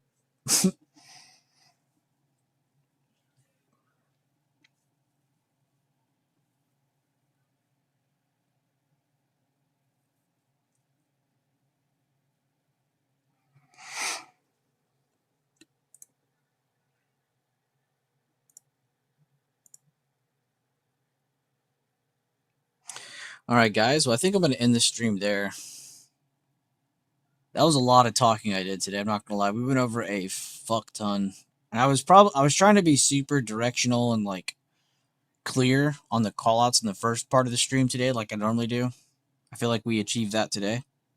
So if anybody wants to go back and review that, please do. I think you'll enjoy not just the call out. I don't really. That's not what I'm trying to get you to go look at. Is the reasoning behind why we were thinking about these things beforehand? You know, why did we think we could go down? Why were we looking at this? Why are we looking at that?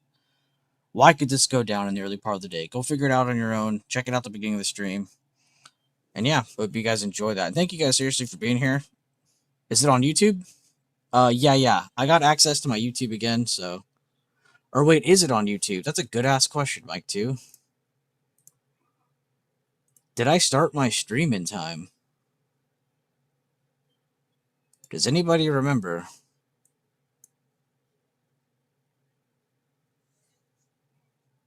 Oh, yeah.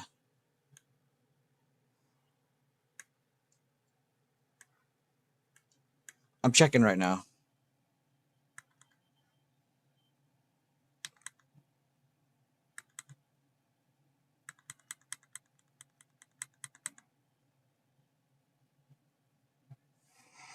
That's a good ass question.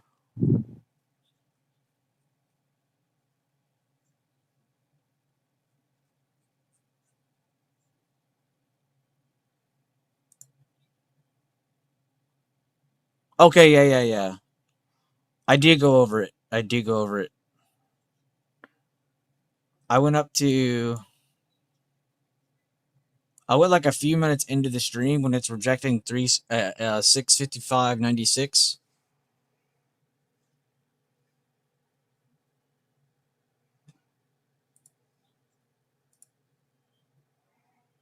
Okay, I'm showing this chart at the current part of the stream. I'm like, why is it level different? It's not different.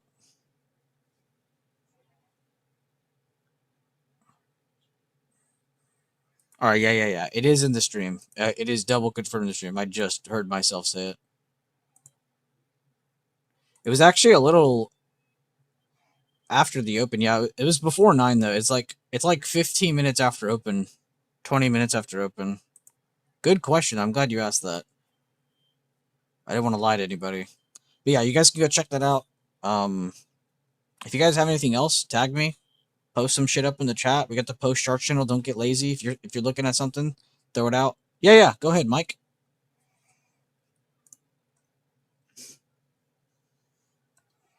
Oh, you're looking at liquidity grabs. Wait, is this your notes or is this a guide we have?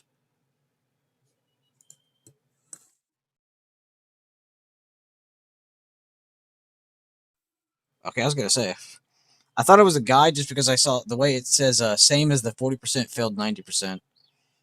Because that's how we talk. We sound like aliens when we talk. Is the 5 minute today on SPY this kind of entry at the low of day? Yes, it is. Yes, without even looking. I already talked about that in the chat later on. That is yes. That is 100%. You are correct. So I was saying this too. All right, first let's do the draw. Let's draw first, and then we'll go over it. Okay. This is something good. I'll actually stay to cover this because this is a great ass question. So, regardless of how big a move down is, to take a BTD setup, because I'm going to go over the buy the dip setup first, and then I'll show you how to incorporate that 90%. Okay. And what other things you can look at is kind of like a checklist to get yourself in without getting in too early. So here we go. So regardless of the move down today, and we'll go over it on the candles too. Regardless of the move down, doesn't matter how much, how big, blah blah blah. You get your first move, right? Let's say it bounces off the level. A lot of the time, you don't want to take this first move up. You want to wait till the second thing. This kind of ties into doing the second thing. You never want to do the first thing. Always do the second thing. Price doesn't always come down and do a perfect high or low and then bounce. This would be ideal because it's obviously bullish. It's holding above the low. It's retaking this recent high. You're like, bam, all right, I love this. I kind of liked it back here. I really, really like it now. But this doesn't always happen. Sometimes it goes down and it makes that new low. This is what is called a liquidity grab. At the time, we didn't know this had a name. We thought we were inventing fire when we figured this out. But it does already have a name. The retake of this, the failed bearish move, the invalidation of the bearish move, the validation of the bullish move, it gives it extra energy because this just went from, oh, it broke a new low. Oh my God, it should be falling. This isn't the first time it fell. It already fell here. This wouldn't be the first time it's going up. So if it retakes this, you don't just have one signal telling you it's going up. You have a second from over here, from earlier, your recent context. So a lot of the time we don't get that perfect high or low or a perfect hold the level. You do get a break of the low, and then it starts to retake, and you get your better move on the second thing, on the second move, on the second recovery. Does that make sense? So when we go over here to the candlesticks, this today was actually a perfect example of this. Got to move, got to retest it. This is where we started to become a little bit more bearish. We were already bearish out the gate. You could hear my voice and the way I'm saying things in the stream. We were already bearish out the gate, but I didn't want to get into bearish trade until we saw a second thing say, hey, we're trying to go down. And then we entered a little bit after that. And then we just caught one little quick move. Now, on the other side of this, right, when it made its move down, it went to the level, and that's when we were like, okay, guys, we might have hit our target because we opened lower and we went lower, got a bearish retest, and then went lower again. So by this point, we got to be thinking, okay, we probably just got near our target. Let me get out of this trade. Let me chill for a second. If it's going down more, we don't know that. Is it going to bounce? We don't know that. It gets a relief bounce, something we kind of thought could happen because of how much it had been dropping, and we got near a notable target. This is one of the 50% from either Thursday of last week or 331. I can't remember now. I think that's the Thursday 50%, which is the 250% I've been spamming in chat, right? Then you get your second move down and see how it didn't make that perfect hold. Then it retakes. And then basically, and it's funny because we went over this in the stream today. I don't think you were here, but Garden asked about the drawdown fibs and the draw up fibs. Right here from the low to the high of that first recovery on the second move here, first recovery of the second move, of the second move recovering here, like that's kind of your like make or break area outside of your level that we have set here, right? So if you have a move that has a high to a low and you're trying to short it, it needs to stay under that level. If there's a bounce that just happened, go from your low to your high. If it's holding this level, it's trying to continue bouncing. So that's another thing you could add on to that. But yes, great job seeing that though, because it did make its first leg down, or second leg down, sorry. Relief bounce, the first thing we talked about. And then it made the second thing, broke low, retook low. So 50% of this second move, and this example is only from here to here, and other examples it might be larger. So the 50% of that's like your finite level. And a lot of time it will line up with like a higher low here. So if you don't feel like drawing your 50% and you see like a really big move that happened and like a low of a drawdown here, a lot of the times it does line up with something like this. So it's something you could do without drawing the fib. And your 3 minute, damn nice. Yeah, I don't use the 3 minute, but I have heard a lot of really good things from people who use it. I've never seen someone complain about the 3 minute. I think people also like the 3 minute because you're in earlier than a 5 minute confirmation, but you're past the halfway point of a 5 minute candle. So the 3 minute is kind of like an early cheat code. Oh yeah, Morningstar, good looks. Right there. And then you got a hammer, got your big ass candle move here, which it makes sense why you get a couple wiki candles after a candle like this. I think we can all agree on that. 1 minute is too fast. Yeah, no. Plus you don't get like, I mean, it's nice for like quick scalps, like very quick, but you definitely don't get the strongest confirmations on the one.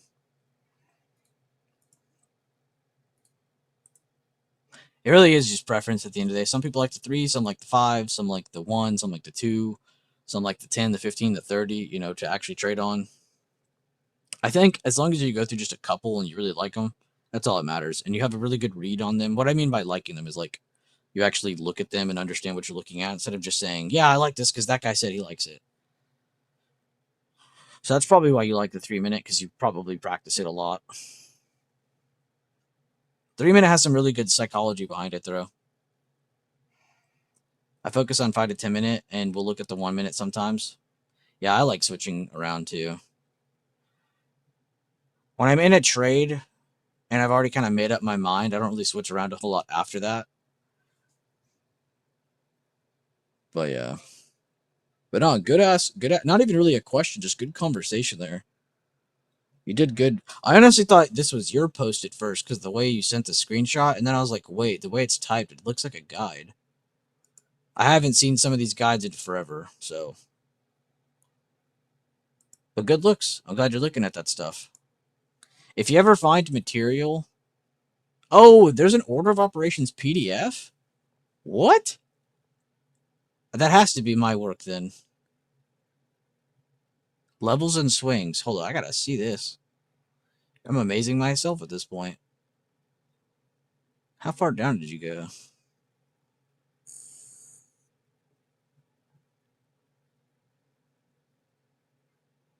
Oh, it's right there. Order of operations full pages PDF.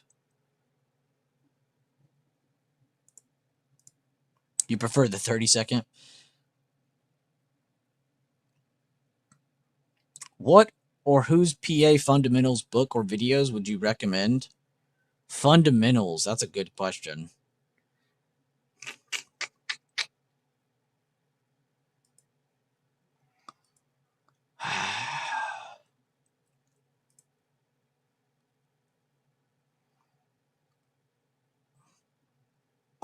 I don't know, because it's hard for me to say, because I feel like, and I don't mean to come off as like cocky saying this, because I'm really not trying to sound like this, but I feel like I just learned over time through just experience. I wouldn't say there was like one person I went to. I will say that Josh guy, the other big YouTuber, he's really good at like the fundamentals, but when if like the fundamentals of what though? Like, do you mean the fundamentals of like researching a stock, or like the fundamentals of like the strategy that we trade here? I feel like you mean the first one. Like the fundamentals of like researching something, not just like how does it go up and down, but like actually like, all right, are they profiting? Are they making money?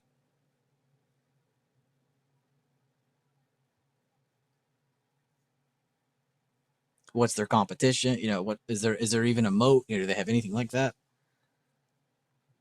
I feel like it's just about learning all the different little meaning, like on your phone. If you're ever like on your phone or your desktop, like and you own a stock of something, like there's a lot of different categories that pop up on it. It's kind of cool to read into what each of those mean, and I feel like that's how I learned some of it. I wouldn't say there's like one person. I would definitely check out that big Josh YouTuber though. Let me find his channel for you. Is it Stock Market Live? I would watch this guy.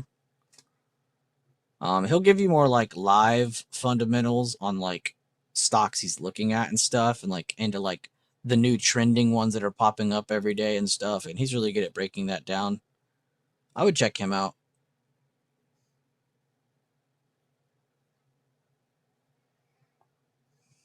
Trading Fraternity.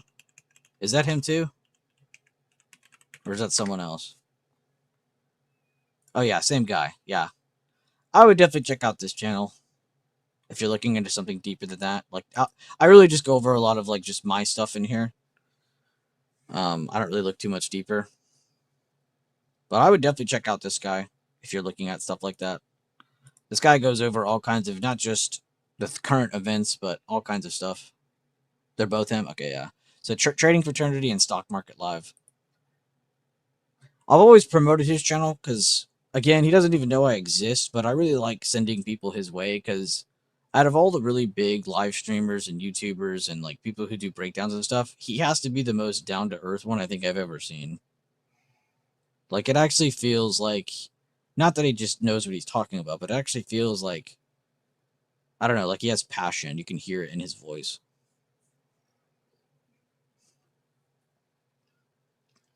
Totally not biased because we have the same name. But I always like to, I know he doesn't need shout outs from me. If anything, it's the other way around. But I don't know. If people ever ask me for stuff, I feel like I've always told people, just look at that guy's channels. He has such insane stuff. And I haven't even gone through it all. I feel like I've only clicked on just a couple of them. But you could just hear it. Go into his stream and hear like 5 minutes of his voice, and you'll know exactly what I mean. Not that going off of voices is how you should, judge people, but just the things he talks about, the things he says, how he says it. He's definitely 6 billion times more educated than me.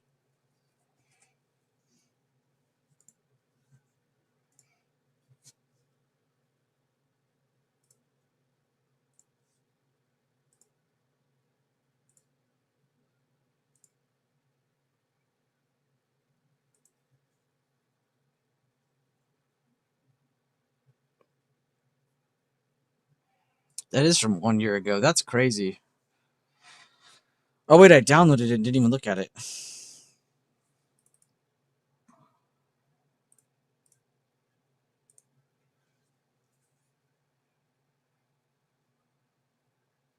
Oh, you know why I made this?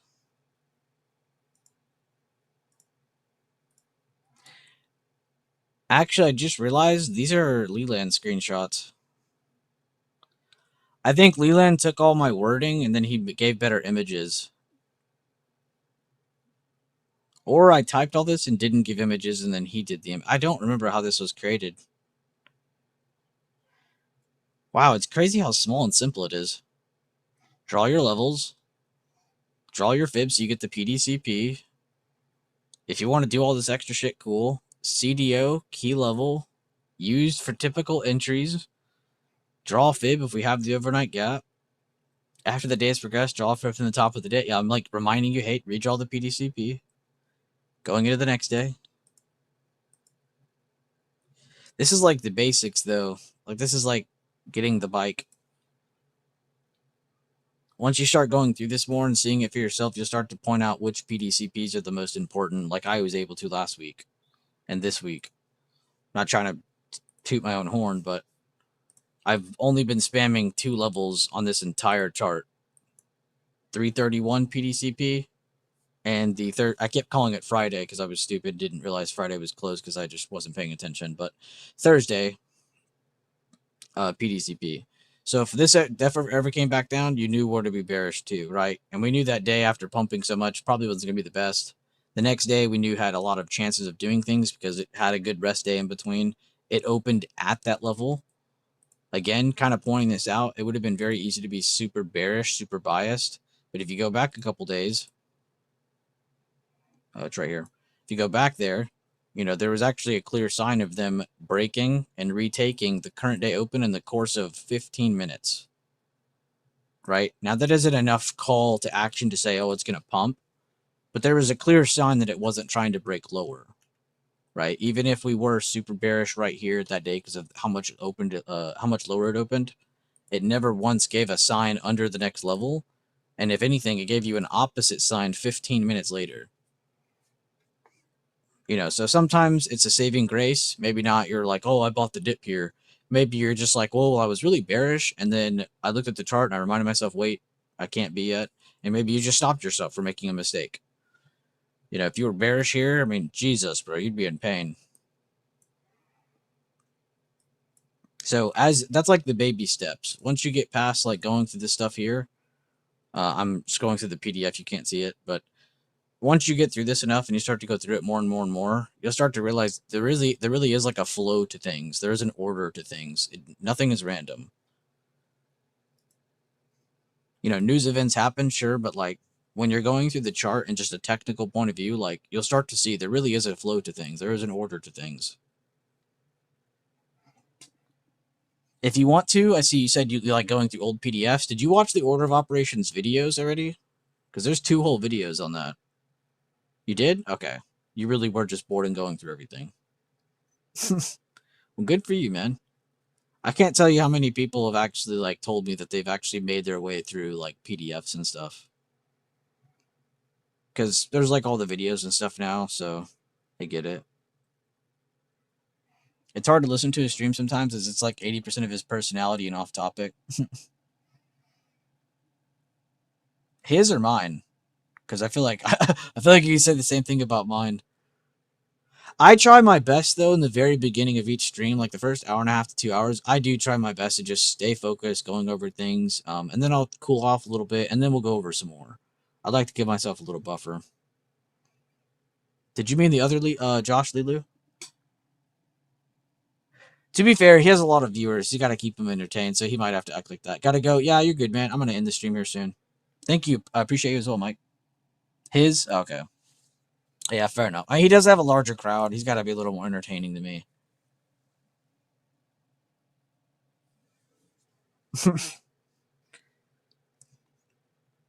That's a big reason I'm kind of glad that I took a break from YouTube for like almost a year. And then when I came back, I had like a way smaller audience. And I had some haters, man. I had some haters be like, damn, you fell off. And it's like, honestly, like, I'm kind of glad I did because this might sound like coat, but like, I really wasn't that comfortable with that many people watching me. I feel so much more comfortable and more at home and a little bit more chilled out when it's like, 40, 30, 20 people in here. Whether it's on Discord or on YouTube, it doesn't matter. About those UAPs.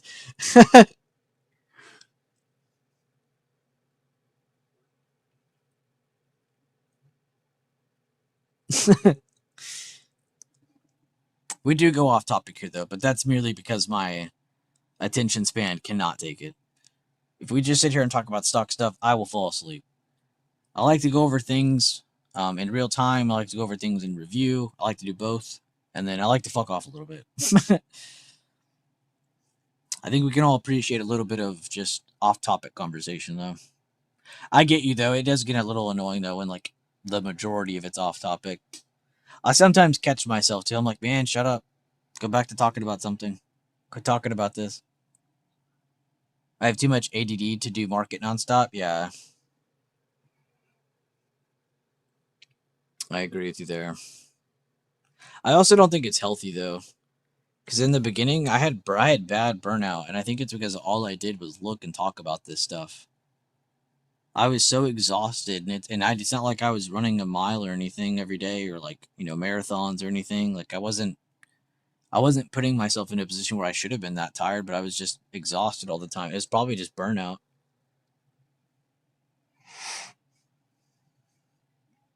And I've been on both sides of history with this channel. We've had 500 to 1,000 people per stream every day. We've had 10 people in here. Like right now, we have 11 people in here. I've been on both sides of it. And it was definitely like cool, having so many people, but it was like, man, it was almost overwhelming. I don't think I have the personality to take on a larger crowd, honestly. It's cool if the channel does blow up again and we start to grow again. Like you're not going to hear me complain, but I definitely do like the niche, smaller group vibes because I can actually remember things about people too. Maybe I don't remember what your favorite movie is or your favorite color, but like I'll look at someone and be like, oh, that's that guy that mentions this all the time. Like I'll remember you by some of the things you say in chat. You almost like build a personality for people just on their messages.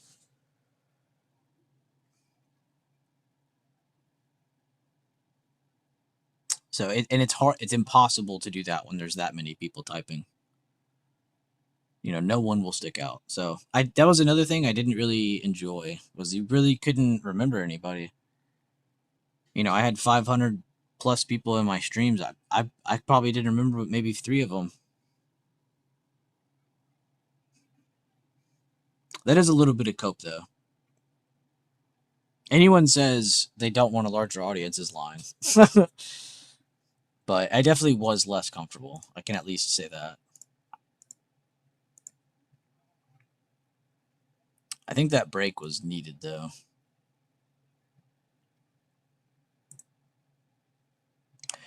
All right, well, I think I will finally end the stream there. I was going to end it like an hour ago, and I just kept talking and talking and talking, and then Mike, too, brought up a really, really cool conversation. But hey, man, I'm glad we got to stick around. Over 100 clicks on the YouTube. You guys got me to 21 likes. It's absolutely crazy considering it was just a random Tuesday stream. Didn't really give you guys the proper, time ahead of time to be like, hey, I'm streaming. So appreciate you guys, seriously. And thank you, Matty Ice, again for the gifted membership. Lilu, make sure to check out that stuff. Take advantage of that $5.99 that Sir Matty Ice boy presented to us.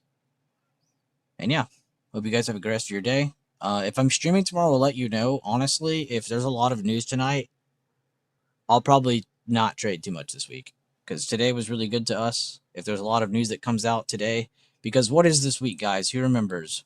Who saw the Twitter feed? If you don't have Twitter, it's okay. I posted this in the Discord as well.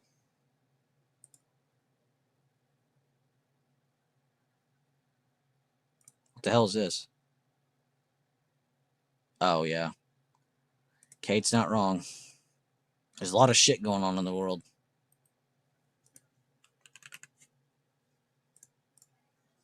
But who saw the Twitter feed? Where is it? Oh, yeah, that was pretty funny from Sinful. I bought coin at 4 for 4. Now I can't afford a 4 for 4. It's such a good ass message. Here you go. Need to know market risk. Tech giants lifted stocks. Oh, wait, this isn't what I was looking for. Here we go. Big week for the stock market. PCE, Thursday. CPI, Friday. These are basically the same thing, except PCE is a little bit better of a gauge that the Fed more rely on, more focus on. It's basically their version of CPI. Cooler prints equal rate cuts, hopes, and rally fuel. That's probably not happening.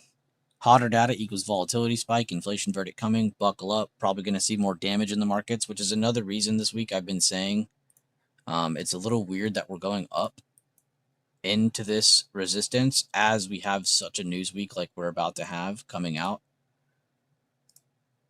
Fed rate cuts expectations, if you want to look into all this stuff. This week, our big catalyst, hotter prints cut odds drop even more. Cooler equals a small relief rally. Expected volatility. Data dependent as always. And this is just one thing going on this week. You have Iran, Trump stuff all happening this week still. So definitely be careful. It does look like the ceasefire is going to last a lot longer than I think some of us were realizing. Today was supposed to be the deadline. It seems like things are happening, negotiations are happening, and they're trying to prolong the ceasefire. So we don't know what's going on. But it's definitely not over yet. Warren Buffett's on the sideline with world record amount of cash that he's ever had. So there's a lot of things telling us that there's still more damage to come. But I would love to be wrong. I said this on Twitter. I said I would not buy. This would be something I would not mind being wrong on. This would be the one time where I'm sitting here and I'd be laughing at how wrong I am. It's not a good thing to be right about this. But I will see you guys later on. Thank you guys again. Hope you guys have a great rest of your day. And hopefully see you sometime this week, honestly.